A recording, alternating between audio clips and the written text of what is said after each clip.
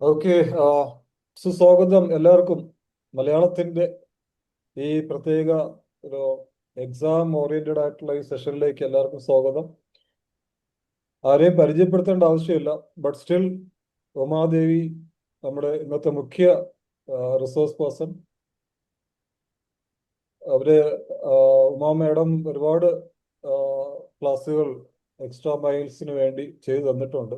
ഈ അവസരം ഇന്ന് ഇവിടെ ഒരുക്കിയ മുരളി സാറിനും മോഹൻദാസ് സാറിനും ഒപ്പം ഉമാദേവി മാഡത്തിനും നമുക്ക് നന്ദി അറിയിക്കാം. പിന്നെ നമുക്കുള്ളത് ഉമാദേവി മാഡത്തെ നമ്മൾ വളരെ എന്താ പറയുക, പ്രത്യേകിച്ച് നമുക്ക് പരിചയപ്പെടുത്തേണ്ടതുണ്ട്. ഞാനൊരു വീഡിയോ ഷെയർ ചെയ്യാം. അതിനു മുമ്പ് നമുക്ക് മുരളി സാറിനെയും മോഹൻദാസ് സാറിനെയും നമ്മുടെ എല്ലാവരുടെയും പ്രിയപ്പെട്ട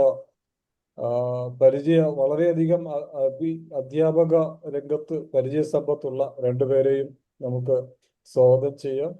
മുഖവുര അല്ലെങ്കിൽ ഇൻട്രൊഡക്ഷൻ ആവശ്യമുണ്ടെന്ന് തോന്നുന്നില്ല. പക്ഷെ ഈ അവസരത്തിൽ പ്രത്യേകിച്ച് മുരളി സാർ ഇപ്പം പ്രവാസ ജീവിതം അവസാനിപ്പിച്ച് നാട്ടിലേക്ക് ചേക്കേറിയിരിക്കുന്ന കാര്യം എല്ലാവർക്കും അറിയാമല്ലോ. അപ്പൊ എല്ലാ ഭാവുകങ്ങളും എല്ലാ ആശംസകളും നമുക്ക് മുരളി സാറിന് അർപ്പിക്കാം.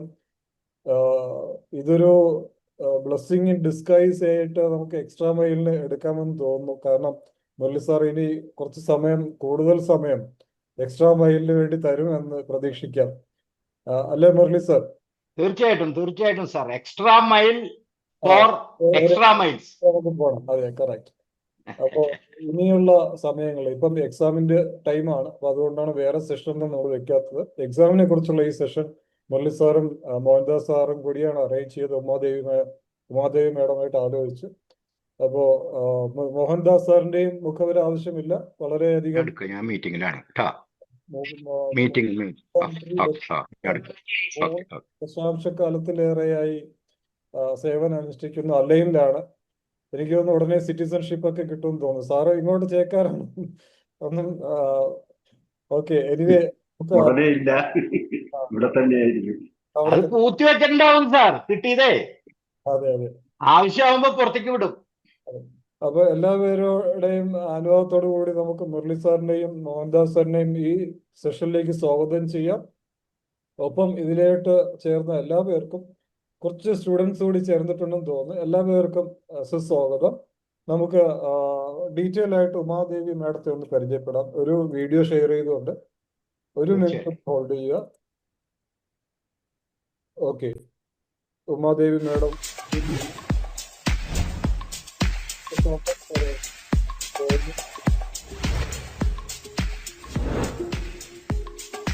ഉമാദേവി CP 27 വർഷത്തിലധികം നീണ്ടുനിന്ന മഹത്തായ കരിയറിൽ ഉമാദേവി CP കേരളത്തിലെ വിദ്യാഭ്യാസ രംഗത്ത് മികവിന്റെ ഒരു ദീപസ്തംഭമായി നിലകൊള്ളുന്നു. അധ്യാപനശാസ്ത്രം, ഭാഷ, സാഹിത്യ ആവിഷ്കാരം എന്നിവയോടുള്ള അവരുടെ നിരന്തരമായ പ്രതിബദ്ധത ഒരു അധ്യാപിക, കവി എന്നീ നിലകളിൽ അവർക്ക് അംഗീകാരം നേടിക്കൊടുത്തു. കഴിഞ്ഞ 10 വർഷമായി സഹോദയ റിസോഴ്സ് പേഴ്സണായി സേവനമനുഷ്ഠിക്കുന്നു. സ്കൂളുകളിലുടനീളം സഹകരണപരമായ പഠനത്തിനും വിദ്യാഭ്യാസ പരിഷ്കാരങ്ങൾക്കും വേണ്ടി വാദിക്കുന്നു. CBSE മലയാളം ശേഷി വികസന പരിപാടിയുടെ പൈലറ്റ് പരിശീലന റിസോഴ്സ് പേഴ്സണായി സേവനമനുഷ്ഠിച്ചു. മെച്ചപ്പെട്ട ഭാഷാ പഠന രീതിശാസ്ത്രത്തിന് വഴിയൊരുക്കി. കോൺഫെഡറേഷൻ ഓഫ് കേരള സഹോദയ കോംപ്ലക്സിന്റെ റിസോഴ്സ് പേഴ്സണായി സജീവമായി പ്രവർത്തിക്കുന്നു. പാഠ്യപദ്ധതി നവീകരണത്തിലും അധ്യാപക ശാക്തീകരണത്തിലും തന്റെ വൈദഗ്ധ്യം പങ്കുവയ്ക്കുന്നു. അക്കാദമിക് സമഗ്രതയും മികവും ഉയർത്തിപ്പിടിച്ചുകൊണ്ട് തുടർച്ചയായി 5 വർഷം CBSE ബോർഡ് പരീക്ഷകളുടെ ഹെഡ് എക്സാമിനറായി നിയമിതനായി. ഊർജ്ജസ്വലയായ പ്രഭാഷകയും അവതാരകയുമായ ഉമാദേവി അക്കാദമിക് വർക്ക്ഷോപ്പുകൾ, അധ്യാപക പരിശീലന സെഷനുകൾ, സഹോദയ കോൺഫറൻസുകൾ എന്നിവയിൽ നിർണായക പങ്ക് വഹിച്ചിട്ടുണ്ട്. ചിന്തയിലെ വ്യക്തതയും പുരോഗതിയോടുള്ള സമർപ്പണവും കൊണ്ട് അധ്യാപകരെ നിരന്തരം പ്രചോദിപ്പിക്കുന്നു. ക്ലാസ് മുറിക്കപ്പുറം ഉമാദേവി CP തന്റെ സർഗാത്മകമായ ആത്മാവിനെ കവിതയിലൂടെ അവതരിപ്പിക്കുന്നു. കരയുന്ന പാറകൾ എന്ന മലയാള കവിതാസമാഹാരത്തിന്റെ അഭിമാനകരമായ രചയിതാവാണ് അവർ. വൈകാരിക ആഴത്തിന്റെയും ഗാനരചനാ സൗന്ദര്യത്തിന്റെയും ആകർഷകമായ പര്യവേക്ഷണം. ശ്രീമതി ഉമാദേവിക്ക് ഹൃദയം നിറഞ്ഞ സ്വാഗതം.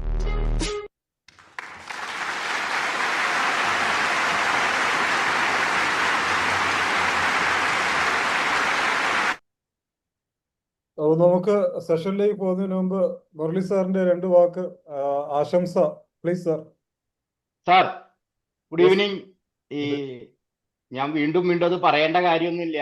ഈ സലാം സാർ എന്ന് പറയുന്ന ഭയങ്കരനാണ് ഇതിനെ ഇങ്ങനെ പിടിച്ചു നിർത്തുന്നത്. മാത്രവുമല്ല, ഇപ്പൊ സാർ എന്റെ തൊട്ടടുത്താണ്, വലിയ ദൂരമൊന്നുമല്ല, വളരെ അടുത്താണ്. പക്ഷെ ഒന്നും കാണാൻ പറ്റിയിട്ടില്ല. ഈ ഓട്ടത്തിന്റെ ഒരു എവിടെ ആയാലും ഓട്ടം തന്നെയാണ് സാർ. പക്ഷേ ഈ നമ്മൾ ഇത്തിരി വൈകിയെന്ന് സംശയമുണ്ട്. 11th അവറിലാണ് നമ്മൾ ചെയ്യുന്നതെങ്കിൽ പോലും കുട്ടികൾ പരീക്ഷയ്ക്ക് അടുക്കുന്ന സമയത്താണ് അവർക്ക് ഏറ്റവും നല്ല പാഠങ്ങൾ കിട്ടേണ്ടത്. ആ ഒരു സൗകര്യം കൂടി നോക്കിയിട്ടാണ് ഈ ഒരു സമയത്ത് തന്നെ നമ്മളത് അറേഞ്ച് ചെയ്യാൻ തീരുമാനിച്ചത്. പ്രത്യേകിച്ച് ഉമാദേവി ടീച്ചർ എന്ന് പറഞ്ഞാല് നമുക്കറിയാം, നമ്മുടെ ക്ലാസ്സുകൾക്ക് നമുക്ക് കിട്ടിയിട്ടുള്ള ഓരോ ക്ലാസ്സും അത്രയ്ക്ക് വെർത്താണ്, അത്രയ്ക്ക് ഫ്രൂട്ട്ഫുൾ ആയിട്ട് നമുക്ക് ഉപയോഗിക്കാൻ പറ്റുന്ന ഒരു ടീച്ചറാണ് മറ്റേ ഉമാദേവി ടീച്ചർ എന്ന് പറഞ്ഞത്. അതോടൊപ്പം എനിക്ക് ഒരു കാര്യം കൂടി പറയാനുണ്ട്. നിങ്ങൾക്കൊക്കെ വളരെ പ്രയോജനം ചെയ്യുന്ന അനേകം പുരാണ കഥകളുടെ വീഡിയോസ് അവർ ഷെയർ ചെയ്യാറുണ്ട്. അത് നിങ്ങൾ സബ്സ്ക്രൈബ് ചെയ്യണം. പ്രത്യേകിച്ച് മലയാളം ടീച്ചേഴ്സിന് അത്യാവശ്യമുള്ളൊരു കാര്യമാണ്. അതും നിങ്ങൾ പ്രയോജനപ്പെടുത്തണം.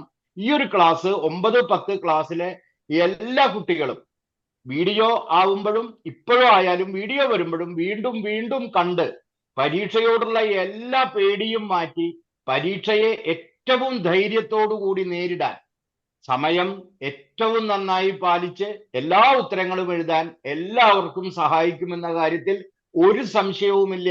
ഞങ്ങൾക്ക് ഉറപ്പിച്ച് തന്നെയാണ് ഈ ഉമാദേവി ടീച്ചറെ, അതും തന്നെയാണ്, മറക്കണ്ട, ഉറപ്പിച്ച് തന്നെയാണ് ഉമാദേവി ടീച്ചറെ ഈ ഒരു ഇതിലേക്ക് നമ്മൾ ഇപ്രാവശ്യം ക്ഷണിച്ചിട്ടുള്ളത്. അത് നിങ്ങൾ പ്രയോജനപ്പെടുത്തണം. ഈ ഒരു എന്താ പറയുക സെഷന് എല്ലാവിധ ആശംസകളും നേരുന്നു. ഞാൻ നീട്ടുന്നില്ല സാർ. എല്ലാവർക്കും സ്നേഹം. മോഹൻദാസ് സാറിനെ വിട്ടതല്ല, എല്ലാവർക്കും, ബിജു സാറെ, എല്ലാവർക്കും എന്റെ സ്നേഹം. ഉമാദേവി ടീച്ചർക്കും ഇതിൽ പങ്കെടുക്കുന്ന എല്ലാവർക്കും. Thank you so much, sir. Thank you so much. Mohandas sir, please. കൂടുതൽ പറഞ്ഞ് സമയം കളയേണ്ട. നമുക്ക് അത്യാവശ്യം ഈ പരീക്ഷ അടുത്ത വേളയിൽ പരീക്ഷയ്ക്കുള്ള ടിപ്സുകൾ, അതായത് പരീക്ഷ എന്ന് പറയുന്നത് ഒരു പരീക്ഷണമാണല്ലോ, അപ്പൊ അത് ഫലവത്തായിട്ട് മുന്നേറണം. അതിന് കുട്ടികളെ പ്രാപ്തരാക്കി, ഈ കഴിഞ്ഞ ഒരു വർഷം എല്ലാ അധ്യാപകരും അതിനായിരുന്നു ശ്രമിച്ചുകൊണ്ടിരുന്നത്. അപ്പൊ അവസാന നിമിഷത്തില് അവർക്ക് ഈ പരീക്ഷയെ സമീപിക്കേണ്ട ചില ടിപ്സുകൾ പറഞ്ഞു തരാനും ഏത് രീതിയിൽ പരീക്ഷയെ സമീപിക്കണമെന്ന് നോക്കാൻ നമ്മുടെ ടീച്ചർ, ഉമാദേവി ടീച്ചർ വ്യക്തമായിട്ട് പറയും. അപ്പൊ അതുകൊണ്ട് തന്നെ പങ്കെടുത്ത എല്ലാവർക്കും, പിന്നെ നമുക്കറിയാം എക്സാം മൈലിനെ കുറിച്ച് പ്രത്യേകിച്ച് പറയുന്ന കാര്യങ്ങൾ, ഈ മറ്റ് ഭാഷകൾക്കും മറ്റ് വിഷയങ്ങൾക്കും ഒക്കെ കൊടുക്കുന്ന പ്രാധാന്യം മലയാളത്തിന് കൊടുത്തുകൊണ്ടാണ് അത് പോകുന്നത്. അത് തന്നെ നമുക്കൊരു അനുഗ്രഹമാണ് മലയാള ഭാഷാ അധ്യാപകർക്ക്. ഒരുപാട് ഈ പരീക്ഷയൊക്കെ അടുക്കുമ്പോൾ പ്രത്യേകിച്ച് 3 കൂട്ടരാണ് ഇതിന്റെ പേരിൽ സങ്കടപ്പെടുന്നത്. ഒന്ന് വിദ്യാർത്ഥികൾ, മറ്റൊന്ന് രക്ഷിതാക്കൾ, പിന്നെ അധ്യാപകർ. ഇതിൽ ഏറ്റവും കൂടുതൽ ബുദ്ധിമുട്ടുന്ന എനിക്ക് തോന്നുന്നത് രക്ഷിതാക്കളും അധ്യാപകരുമാണ്. കുട്ടികൾക്ക് അത്ര ടെൻഷൻ കാണില്ല, നമുക്ക് രക്ഷിതാക്കൾക്കോട് കൂടുതലുണ്ടാകും. അതൊക്കെ കുറയ്ക്കാനുള്ള വഴികൾ നമുക്ക് വളരെ ലഭിക്കുന്നതാണ്. എല്ലാവരും ശ്രദ്ധിക്കുക. നമ്മുടെ ടീച്ചർക്ക് എല്ലാ ആശംസകളും നേരുന്നു. വളരെ നന്ദി. Thank you so much Mohandas sir. അപ്പോ ഉമ മേഡം അവിടെ ഉണ്ടോ? അതോ ഉമ മേഡത്തെ ടീച്ചർ, ഉമാദേവി ടീച്ചർ ഹാജരുണ്ടോ? സാർ എന്തോ നെറ്റിന് ചെറിയൊരു ഇഷ്യൂ കണ്ടിട്ട് ഞാൻ നോ ഒന്ന് പ്രോബ്ലം. ഒരു മിനിറ്റ്, ഞാൻ അതൊന്ന് കുഴപ്പമില്ല ടീച്ചറെ, ഓക്കെ. അതൊന്നും കുഴപ്പമില്ല. മേഡം ക്യാമറയിൽ വന്നിട്ടുണ്ട്. മായ മേഡം, ഗുഡ് ഈവനിങ്. മായ അയ്യാ, ശരിയാണ്. എപ്പോഴും മെസ്സേജിലൂടെ ഒക്കെ ബന്ധമുള്ള ആൾക്കാരാണ് സാർ. ഇവിടെ കുറെ പേര് അങ്ങനെ നല്ലവരുണ്ട്. കുറെ അതെ, നല്ല മോട്ടിവേഷൻ. എല്ലാവരും നല്ലവരാണ് സാർ. അല്ല, എല്ലാവരും നല്ലവരാണ്. ഞാൻ മോഹൻദാസ് സാറിനെ ഒഴിവാക്കിയിട്ടില്ല. സാറേ ഓക്കെ ഓക്കെ ആണോ? അറിയണില്ല, ഇടയ്ക്ക് ഒരു നെറ്റ് ഇന്ററപ്റ്റ് ആവണമെന്ന് എഴുതി കാണിക്കണോ? കുഴപ്പമുണ്ടാവില്ല എന്ന് വിചാരിക്കണോ? ധൈര്യസമേതം മുന്നോട്ട് പോകും മാം. ഓക്കെ, ഞാനൊന്ന് ഞാൻ സ്ക്രീൻ ഒന്ന് ഷെയർ ചെയ്യാം. യെസ്, ഗോ ടു ഉമ മാം.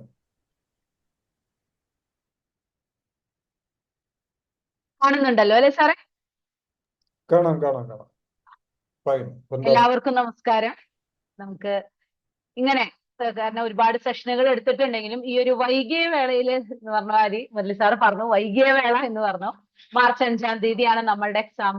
എക്സാമിന് ഇനി കുറച്ചും കൂടി ദിവസമുണ്ട്. പക്ഷെ നമുക്കറിയാം 17-ാം തീയതി ബോർഡ് എക്സാം തുടങ്ങുകയാണ്. അതും കുട്ടികളെ സംബന്ധിച്ച് മാത്സ് പരീക്ഷയാണ് ആദ്യം വരുന്നത് എന്നുള്ളത് കൊണ്ട് തന്നെ കുട്ടികളൊക്കെ നല്ല ടെൻഷനിലാണ്. അപ്പോ ഏതാണ്ട് അടുത്തെത്തി നമ്മള്. ഇനി അധികം ദിവസങ്ങളൊന്നുമില്ല. ബോർഡ് എക്സാം എന്ന് പറഞ്ഞ എന്താ പറയാ, സ്കൂളിൽ ചേർന്ന കാലം തൊട്ടേ കുട്ടികളെ നമ്മൾ ഇങ്ങനെ ബോർഡ് എക്സാം എഴുതാനുള്ളതാണ്, ബോർഡ് എക്സാം എഴുതാനുള്ളതാണെന്ന് പറഞ്ഞിട്ട് അങ്ങനെ അങ്ങ് ആ ദിവസം വന്നെത്തി എന്ന് പറഞ്ഞ പോലെയാണ്. അപ്പൊ ഇന്നത്തെ സാധാരണഗതിയിൽ നമ്മൾ ഏതൊരു സെഷൻ എടുക്കുമ്പോഴും ടീച്ചർമാർ മാത്രമാണ് ഉണ്ടാവാറുള്ളത്. പക്ഷെ ഇന്നത്തെ സെഷനിൽ കുറച്ച് കുട്ടികളും കൂടെ ജോയിൻ ചെയ്തിട്ടുണ്ട് എന്നാണ് എനിക്ക് മനസ്സിലാക്കാൻ പറ്റിയത്. അപ്പോ കുട്ടികൾക്ക് പ്രത്യേകിച്ച് ഈ സെഷനിലേക്ക് ഞാൻ സ്വാഗതം ചെയ്യുന്നു. മക്കള് ബോർഡ് എക്സാം എന്ന് കേട്ടിട്ട് പേടിക്കുന്നുണ്ടെങ്കിൽ പേടിക്കേ വേണ്ട എന്നാണ് എനിക്ക് ആദ്യം നിങ്ങളോട് പറയാനുള്ളത്. ബാക്കി ഏതൊരു പരീക്ഷ പോലെ തന്നെ ബോർഡ് എക്സാമും ഉള്ളൂ. നിങ്ങൾ നന്നായി പഠിച്ച് കൃത്യമായി നിങ്ങളുടെ കാര്യങ്ങളൊക്കെ ചെയ്തിട്ടാണ് ബോർഡ് എക്സാമിനേഷൻ എഴുതാൻ പോകുന്നതെങ്കിൽ, സാധാരണ പരീക്ഷ എഴുതുമ്പോൾ നിങ്ങൾ സാധാരണ പോലെ പേരൊക്കെ എഴുതും. ഇതിലൊരു OMR ഷീറ്റ് ഉണ്ടാവും, അതൊക്കെ ഒന്ന് ചെയ്യണം. അത്രയൊക്കെയുള്ള വ്യത്യാസം കേട്ടോ, അല്ലാതെ വേറെ ഒന്നുമില്ല. പിന്നെ കുറച്ചും കൂടെ കെയറിങ് ആയിരിക്കും. സ്കൂളിലൊക്കെ നിങ്ങൾ പരീക്ഷ എഴുതുമ്പോൾ നിങ്ങളുടെ തന്നെ ടീച്ചർമാരായിരിക്കും അല്ലെ. നേരെ മറിച്ച് നിങ്ങൾ പോകുമ്പോൾ മറ്റൊരു സ്കൂളിലായിരിക്കും, അവിടെ വേറെ ടീച്ചേഴ്സ് ആയിരിക്കും. അപ്പൊ എല്ലാവർക്കും അറിയാം ബോർഡ് എക്സാം എഴുതുന്ന കുട്ടികൾ എന്ന് പറയുമ്പോൾ അവരുടെ ഉള്ളിൽ ഒരു ചെറിയ പേടി ഉണ്ടാവും. പ്രത്യേകിച്ച് 10ാം ക്ലാസ്സിലെ കുട്ടികൾക്ക് 10 കഴിഞ്ഞ് 12ലേക്ക് എത്തുമ്പോൾ ഒരു തവണ എഴുതി കഴിഞ്ഞ ആ ഒരു ധൈര്യമൊക്കെ ഉണ്ടാവും.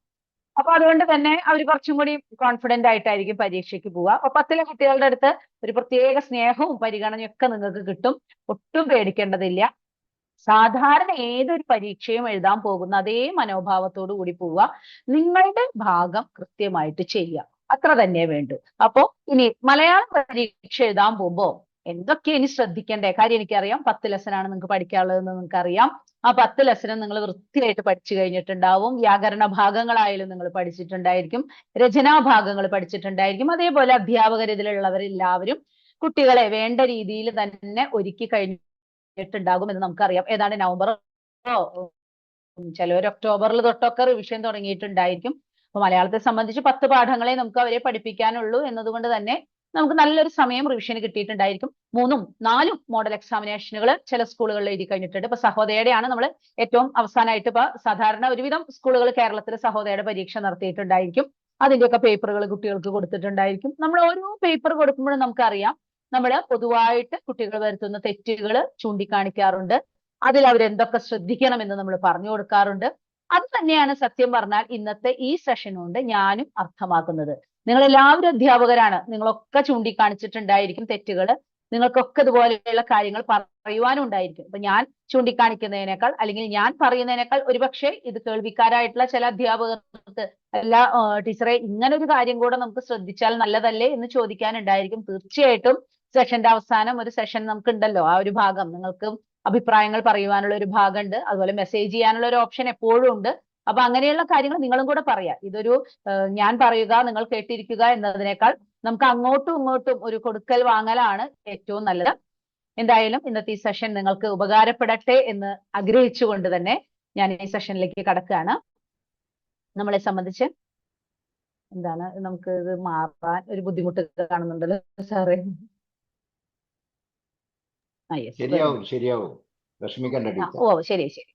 അത് ഈ നെറ്റിന്റെ ഒരു ഇഷ്യൂ വരണമെന്നുള്ള ചില പ്രശ്നം. ചോദ്യപേപ്പർ മാതൃക എല്ലാവരും ശ്രദ്ധിച്ചിട്ടുണ്ടായിരിക്കും, നമുക്ക് നല്ലോണം അറിയാം. പിന്നെ നമ്മളിവിടെ 9, 10 എന്നാണ് നമ്മളുടെ ഈ സെഷനിൽ നമ്മൾ 9ന്റെയും 10ന്റെയും ആണ് ഒരുമിച്ച് നമ്മൾ കടന്നു പോകുന്നത്. പക്ഷെ ബോർഡ് എക്സാം എന്ന് ഞാൻ എടുത്തു പറയുന്നത് എന്തുകൊണ്ടാണെന്ന് കരുതിയാൽ അതാണ് നമുക്ക് ഏറ്റവും അടുത്തിരിക്കുന്നത്. പിന്നെ 9 പരീക്ഷ എഴുതുമ്പോൾ എന്തായാലും നമുക്കൊരു ബോർഡ് എക്സാം എഴുതുന്ന ആ ഒരു വേവലാതിയോ ആ ഒരു അങ്കലാപ്പോ ഒന്നും ഉണ്ടാവില്ല. 9ലത്തെ പരീക്ഷയും 10ലത്തെ മലയാളം പരീക്ഷയും തമ്മിൽ വലിയ ഒരു വ്യത്യാസങ്ങൾ നമുക്ക് കാണാനില്ല, ചെറിയ ചില വ്യത്യാസങ്ങളേ ഉള്ളൂ. അതുകൊണ്ട് ഞാൻ പറയുമ്പോൾ എപ്പോഴും കുറച്ചും കൂടെ സ്ട്രെസ് ചെയ്ത് പറയുക ബോർഡ് എക്സാമിനേഷൻ ആയിരിക്കും. ബോർഡ് എക്സാമിന്റെ ആയാലും കുറെ വർഷങ്ങളോളം പേപ്പർ വാല്യുവേഷൻ എനിക്ക് തോന്നുന്നു ഒരു 10-22 വർഷത്തോളം ഞാൻ പേപ്പർ വാല്യുവേഷൻ ചെയ്തിട്ടുണ്ട്. അതിൽ തന്നെ ഒരു 6-7 കൊല്ലത്തോളം ഞാൻ ഹെഡ് എക്സാമിനർ ആയിരുന്നു. അപ്പൊ അതുകൊണ്ട് തന്നെ ഒരു പേപ്പർ ആദ്യകാലം തൊട്ട്, അതായത് 100 മാർക്ക് 3 മണിക്കൂറിൽ 100 മാർക്കിന്റെ പരീക്ഷ കുട്ടികൾ എഴുതിയിരുന്ന കാലഘട്ടം, 2 എസ്സേ എഴുതിയിരുന്ന കാലഘട്ടമാണെന്നൊക്കെ ആ കാലഘട്ടങ്ങളിലൂടെയൊക്കെ കടന്നിട്ടാണ് നമ്മളുടെ ഇന്നത്തെ ഒരു എസ്സേ മാത്രമേ എന്നവർക്ക് എഴുതാനുള്ളൂ ആ ഒരു അവസ്ഥയിലേക്കൊക്കെ നമ്മൾ എത്തിയിട്ടുള്ളത്. അപ്പൊ അതുകൊണ്ട് തന്നെ ആ പേപ്പർ നോക്കുമ്പോൾ നമ്മൾ ശ്രദ്ധിക്കുന്ന കാര്യങ്ങൾ എന്തൊക്കെയാണ്, ഇവാലുവേഷന്റെ സമയത്ത് അധ്യാപകരുടെ എന്താ പറയാ ഏത് ഭാഗങ്ങളിലൊക്കെയാണ് കുട്ടികൾക്ക് മാർക്ക് കുറയുവാൻ സാധ്യതയുള്ളത് എന്നുള്ള കാര്യങ്ങളൊക്കെ തന്നെ കുറച്ചൊക്കെ നമ്മൾ ഈ വർഷങ്ങൾ കൊണ്ട്, ഇത്രയും വർഷങ്ങളിൽ ഒരുപാട് അധ്യാപകരുമായിട്ട് കൂടിച്ചേർന്നിരുന്ന് പ്രവർത്തിച്ചിട്ടുള്ള ആ പരിചയം കൊണ്ട് കുറച്ചൊക്കെ അറിയാൻ സാധിക്കുന്നുണ്ട്. പക്ഷെ ഞാൻ പറയുന്നു, എത്രയൊക്കെ എനിക്കറിയാം എന്ന് പറഞ്ഞാലും നമുക്കറിയാം ഓരോ വർഷങ്ങളിലും ഓരോ പേപ്പർ നോക്കാൻ വരുന്നവരായിക്കോട്ടെ, ഹെഡ് എക്സാമിനേഴ്സ് ആയിക്കോട്ടെ, നിയമങ്ങളിലായിക്കോട്ടെ ചെറിയ ചെറിയ മാറ്റങ്ങളൊക്കെ ഉണ്ടായിരിക്കും. എങ്കിലും പൊതുവായ കാര്യങ്ങൾ വെച്ച് നോക്കുമ്പോൾ മലയാളം പരീക്ഷ എങ്ങനെയായിരിക്കാം, അല്ലെങ്കിൽ എങ്ങനെ എഴുതിയാലായിരിക്കാം മാർക്ക് കിട്ടുക എന്നുള്ളതിനെ പറ്റിയിട്ട് ഒരു ഏകദേശ ധാരണ തരാൻ എനിക്ക് സാധിക്കുമെന്ന് തന്നെ ഞാൻ വിശ്വസിക്കുന്നു. അപ്പൊ ചോദ്യപേപ്പർ മാതൃക അവധാരണം ഗദ്യമാണ് നമുക്ക് 10ാം ക്ലാസ്സിൽ. 9ാം ക്ലാസ്സിൽ അത് പദ്യമാണ്. അത് 8 മാർക്കും 7 മാർക്കും ആണ് അതിന് വരുന്നത്. അങ്ങനെ 15 മാർക്ക് നമുക്ക് ആ അവധാരണ ഭാഗത്ത് വരുന്നുണ്ട്. ഓരോ ഭാഗത്തും നിങ്ങൾ എന്ത് ശ്രദ്ധിക്കണം എന്നുള്ളത് ഞാൻ അടുത്ത സ്ലൈഡുകളിൽ അല്ലെങ്കിൽ അടുത്ത ഭാഗങ്ങളോട് കൂടി പറഞ്ഞു തരാം. അതുപോലെ തന്നെ രചനാ വിഭാഗത്തിൽ നമുക്ക് ഉപന്യാസമുണ്ട്, ഔദ്യോഗിക കത്തുണ്ട്, പത്രവാർത്തയുണ്ട്. ഉപന്യാസത്തിനും ഔദ്യോഗിക കത്തിനും 5 മാർക്ക് വീതമാണുള്ളത്. പത്രവാർത്തയ്ക്ക് 4 മാർക്ക്. വാക്യപ്രയോഗം നമുക്ക് അംഗവാക്യം, അങ്കിവാക്യം, അതുപോലെ തന്നെ വാക്യത്തിൽ തെറ്റിതിരുത്തുക, അങ്ങനെയുള്ള കാര്യങ്ങളൊക്കെ വരുന്നതിന് നമുക്ക് 8 മാർക്കാണ്. 4 എണ്ണം ഈ 2 എണ്ണം വീതം ഉണ്ടായിരിക്കും, 8 മാർക്കാണ്. അതിനൊക്കെ ഓർ ക്വസ്റ്റ്യൻസ് ഉണ്ട് എന്നുള്ളത് എല്ലാവർക്കും അറിയാം അല്ലോ. 6 ക്വസ്റ്റ്യൻസ് ഇടുന്ന ഇതിൽ നിന്ന് നമ്മൾ 4 എണ്ണം എന്ന് പറഞ്ഞു കഴിഞ്ഞാൽ 1 എന്ന് പറഞ്ഞാൽ ഇതിൽ 2 എണ്ണം ഉണ്ടായിരിക്കും. ആ 2 എണ്ണമാണ് എഴുതേണ്ടത്. അങ്ങനെയാണ് അതിന്റെ 8 മാർക്ക് വരുന്നത്. പിന്നീട് നമുക്ക് പര്യായം, നാനാർത്ഥം, എതിർലിംഗം, തിരിച്ചെഴുതുക, അങ്ങനെയുള്ള കാര്യങ്ങളെല്ലാം കൂടെ 10 ചോദ്യമാണ് വരിക. അതിൽ നിന്ന് നമ്മൾ 7 എണ്ണമാണ് എഴുതേണ്ടത്. അപ്പൊ 7 മാർക്കാണ് അതിനുണ്ടാവുക. MCQ എന്ന് പറഞ്ഞു കഴിഞ്ഞാൽ ഏറ്റവും എന്താ പറയാ, മാർക്ക് കിട്ടാനും പോകാനും ഒരുപോലെ സഹായകമായിട്ടുള്ള ആളാണ് MCQ. 12 എണ്ണം ഉണ്ടായിരിക്കും. അത് 9ാം ക്ലാസ്സിൽ നമുക്ക് 10 എണ്ണേ ഉള്ളൂ, ചെറിയ വ്യത്യാസമുണ്ട്. പക്ഷെ അതിൽ നിന്ന് 9 എണ്ണത്തിനാണ് ഉത്തരം എഴുതേണ്ടത്. ഒരു ചോദ്യം 2 ഉപചോദ്യങ്ങളോട് കൂടിയിട്ടാണ് വരിക. അപ്പൊ അതുകൊണ്ട് തന്നെ 9 × 2 18 മാർക്കാണ് അതിന് വരിക. ചോദ്യോത്തരങ്ങള് നമുക്ക് ഗദ്യത്തിൽ നിന്നും പദ്യത്തിൽ നിന്നും 3 ചോദ്യങ്ങൾക്ക് 3 ചോദ്യം ഗദ്യത്തിൽ നിന്ന്, 3 ചോദ്യം പദ്യത്തിൽ നിന്നാണ് നമ്മൾ എഴുതേണ്ടത്. അത് 4 എണ്ണം തന്നിട്ടുണ്ടായിരിക്കും. അതിൽ നിന്ന് 3 എണ്ണം വീതം എഴുതിയാൽ മതി. അതിന് 3 മാർക്ക് വീതമാണ്. അപ്പൊ നമുക്ക് 6 × 3 18 മാർക്ക് ആണ് നമ്മളുടെ 80 മാർക്കിലേക്കുള്ള യാത്ര. ഇത്രയും ഘട്ടങ്ങളിലൂടെ പോകുമ്പോഴാണ് നമ്മൾ ആ 80 മാർക്ക് എന്ന് പറയുന്ന ആ ഒരു ഇവിടേക്ക് എത്തുക. പക്ഷെ നമുക്ക് വന്നിട്ടുള്ള ഒരു മാറ്റം എന്ന് പറഞ്ഞു കഴിഞ്ഞാൽ വലിയൊരു മാറ്റമൊന്നും കഴിഞ്ഞ വർഷത്തേക്കാൾ നമുക്ക് അധികം പറയാനില്ല. പാഠഭാഗങ്ങളിൽ മാറ്റം വന്നിട്ടുണ്ട്. നമുക്ക് 7 അതുപോലെ ഉപപാഠ പുസ്തകം ഉണ്ടായിരുന്നു.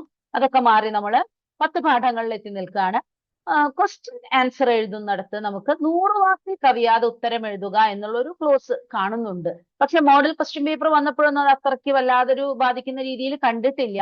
എന്നിരുന്നാലും നമുക്കറിയില്ല, ബോർഡ് എക്സാം വരുമ്പോൾ ആ ഒരു ഉത്തരം എഴുതുക എന്നുള്ളതിന് പകരം 100 വാക്കിൽ കവിയാതെ ഉത്തരം എഴുതുക എന്ന് വരികയാണെങ്കിൽ നമ്മുടെ കുട്ടികളായാലും പെട്ടെന്ന് കാണുമ്പോൾ അയ്യോ അധ്യാപകർക്ക് ഞങ്ങളത് പറഞ്ഞു കൊടുത്തില്ലല്ലോ, അല്ലെങ്കിൽ ഞങ്ങളത് സ്പെസിഫൈ ചെയ്തില്ലല്ലോ, സ്ട്രെസ് ചെയ്ത് കൊടുത്തില്ലല്ലോ എന്ന് തോന്നാൻ ഇടവരരുത് എന്നുള്ളത് കൊണ്ട് നമുക്ക് കുട്ടികൾക്ക് മുൻകൂട്ടി തന്നെ അത് പറയാം. 100 വാക്കിൽ കവിയാതെ ഉത്തരം എഴുതാൻ ചിലപ്പോൾ ചോദിക്കാം. 100 വാക്കിൽ കവിയാതെ എന്ന് പറഞ്ഞു കഴിഞ്ഞാൽ ഒരു പേജ് മുഴുവനായിട്ട് എഴുതണം. നമുക്കറിയാം 6 ചോദ്യം ഒരു പേജ് മുഴുവനായിട്ട് എഴുതി വരിക എന്ന് പറഞ്ഞു കഴിഞ്ഞാൽ കുട്ടികളെ സംബന്ധിച്ച് 3 മണിക്കൂറിലത് സമയം എഴുതി തീരാൻ കുറച്ച് ബുദ്ധിമുട്ടായിരിക്കും. അതുകൊണ്ട് നമ്മൾ ഈ 100 വാക്ക് എന്ന് പറയുമ്പോൾ അത്രയേറെ എഴുതണം എന്നുള്ള ഒരു ബോധം കുട്ടികളിലേക്ക് ഉണ്ടാക്കണ്ട. അതിന് പകരം നമുക്ക്, കാരണം ഷോർട്ട് ആൻസർ ക്വസ്റ്റ്യൻ എന്നുള്ള വിഭാഗത്തിൽ തന്നെയാണ് പെടുത്തിയിട്ടുള്ളത്. 3 മാർക്കും തന്നെ അതിനുള്ളൂ, വേറെ മാറ്റങ്ങൾ വന്നിട്ടില്ല. അത് ഈ 100 വാക്ക് എന്നുള്ളത് എന്തോ ഒരു ശ്രദ്ധക്കുറവോ അല്ലെങ്കിൽ ആ ഒരു എന്തെങ്കിലും ഒരു പ്രശ്നമായിരിക്കാം എന്ന് നമുക്ക് കരുതാം. പക്ഷെ നമുക്ക് എന്ത് വേണം, മുഴുവനായിട്ട് അതിനെ അങ്ങ് തള്ളിക്കളയാനും പറ്റില്ല. കാരണം ബോർഡിൽ നിന്നൊരു സിലബസ്, ഒരു കരിക്കുലം വരുമ്പോൾ നമ്മൾ അതിനെ എന്താ പറയാ, നമ്മളുടെ ഒരു ഇതാണ്, അത് തന്നെ കണക്കാക്കിയിട്ട് തന്നെ നമ്മൾ പോകണം. അതുകൊണ്ട് നമുക്കൊരു കാര്യം ചെയ്യാം, എല്ലാ ഉത്തരങ്ങളും ഒരു 2 ഖണ്ഡിക എഴുതാൻ കുട്ടികളെ പ്രാപ്തരാക്കും. എല്ലാ ഉത്തരങ്ങളും 2 ഖണ്ഡിക എഴുതാം. ഒരു ഖണ്ഡിക കൃത്യമായിട്ട് ആ ചോദ്യത്തിന്റെ ഉത്തരമായി, എന്താണ് ചോദ്യത്തിന്റെ ഉത്തരം അത് എഴുതുക. ആദ്യത്തെ ഖണ്ഡിക എന്ന് പറയുന്നത് ആ എഴുത്തുകാരനെ കുറിച്ചും കൃതിയെ കുറിച്ചുമുള്ള ഒരു ചെറിയ ലഘുവിവരണം, ഒരു 4 or 5 വരി. അപ്പൊ എല്ലാ ടീച്ചർമാരും കൊടുത്തിട്ടുണ്ടായിരിക്കും. ഇനി അഥവാ നിങ്ങൾ കൊടുത്തിട്ടില്ലെങ്കിലും സമയമുണ്ട്, ഒട്ടും വൈകിട്ടില്ല. എല്ലാ ലെസനെ പറ്റിയിട്ടും ഒരു പാരഗ്രാഫ് കുട്ടികൾക്ക് എഴുതി കൊടുക്കുക.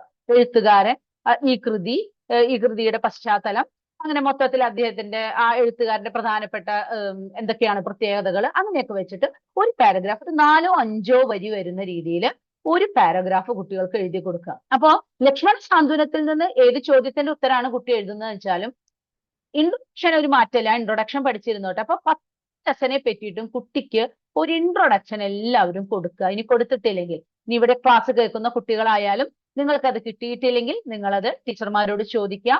ടീച്ചർമാരെ ഇനിയിപ്പോ ചിലയിടത്തൊക്കെ നമുക്കറിയാം റിവിഷൻ ഒക്കെ ആയി കഴിഞ്ഞു, കുട്ടികളെ ഹോളിഡേയ്സിന് വിട്ടു, അങ്ങനെയൊക്കെ ആണെങ്കിൽ ടീച്ചേഴ്സിനോട് വാട്സപ്പിൽ ചോദിക്കുക, ടീച്ചർമാർ തരും. തന്നില്ലെങ്കിൽ തന്നെ നമുക്ക് ഗൂഗിളിലൊക്കെ സെർച്ച് ചെയ്ത് കഴിഞ്ഞാൽ സുഖമായിട്ട് അവരെ പറ്റിയിട്ടുള്ള വിവരങ്ങൾ കിട്ടും. 4-5 വരി ഒരു പാരഗ്രാഫ് ആദ്യം എഴുതുക. ശേഷം നിങ്ങൾക്ക് എന്താണോ ആ ചോദ്യത്തിന്റെ ഉത്തരം എഴുതുക. 1 വരി 2 വരിയിലൊന്നും വരുന്ന ചോദ്യങ്ങൾ അങ്ങനെ സാധാരണഗതിയിൽ വരാറില്ല.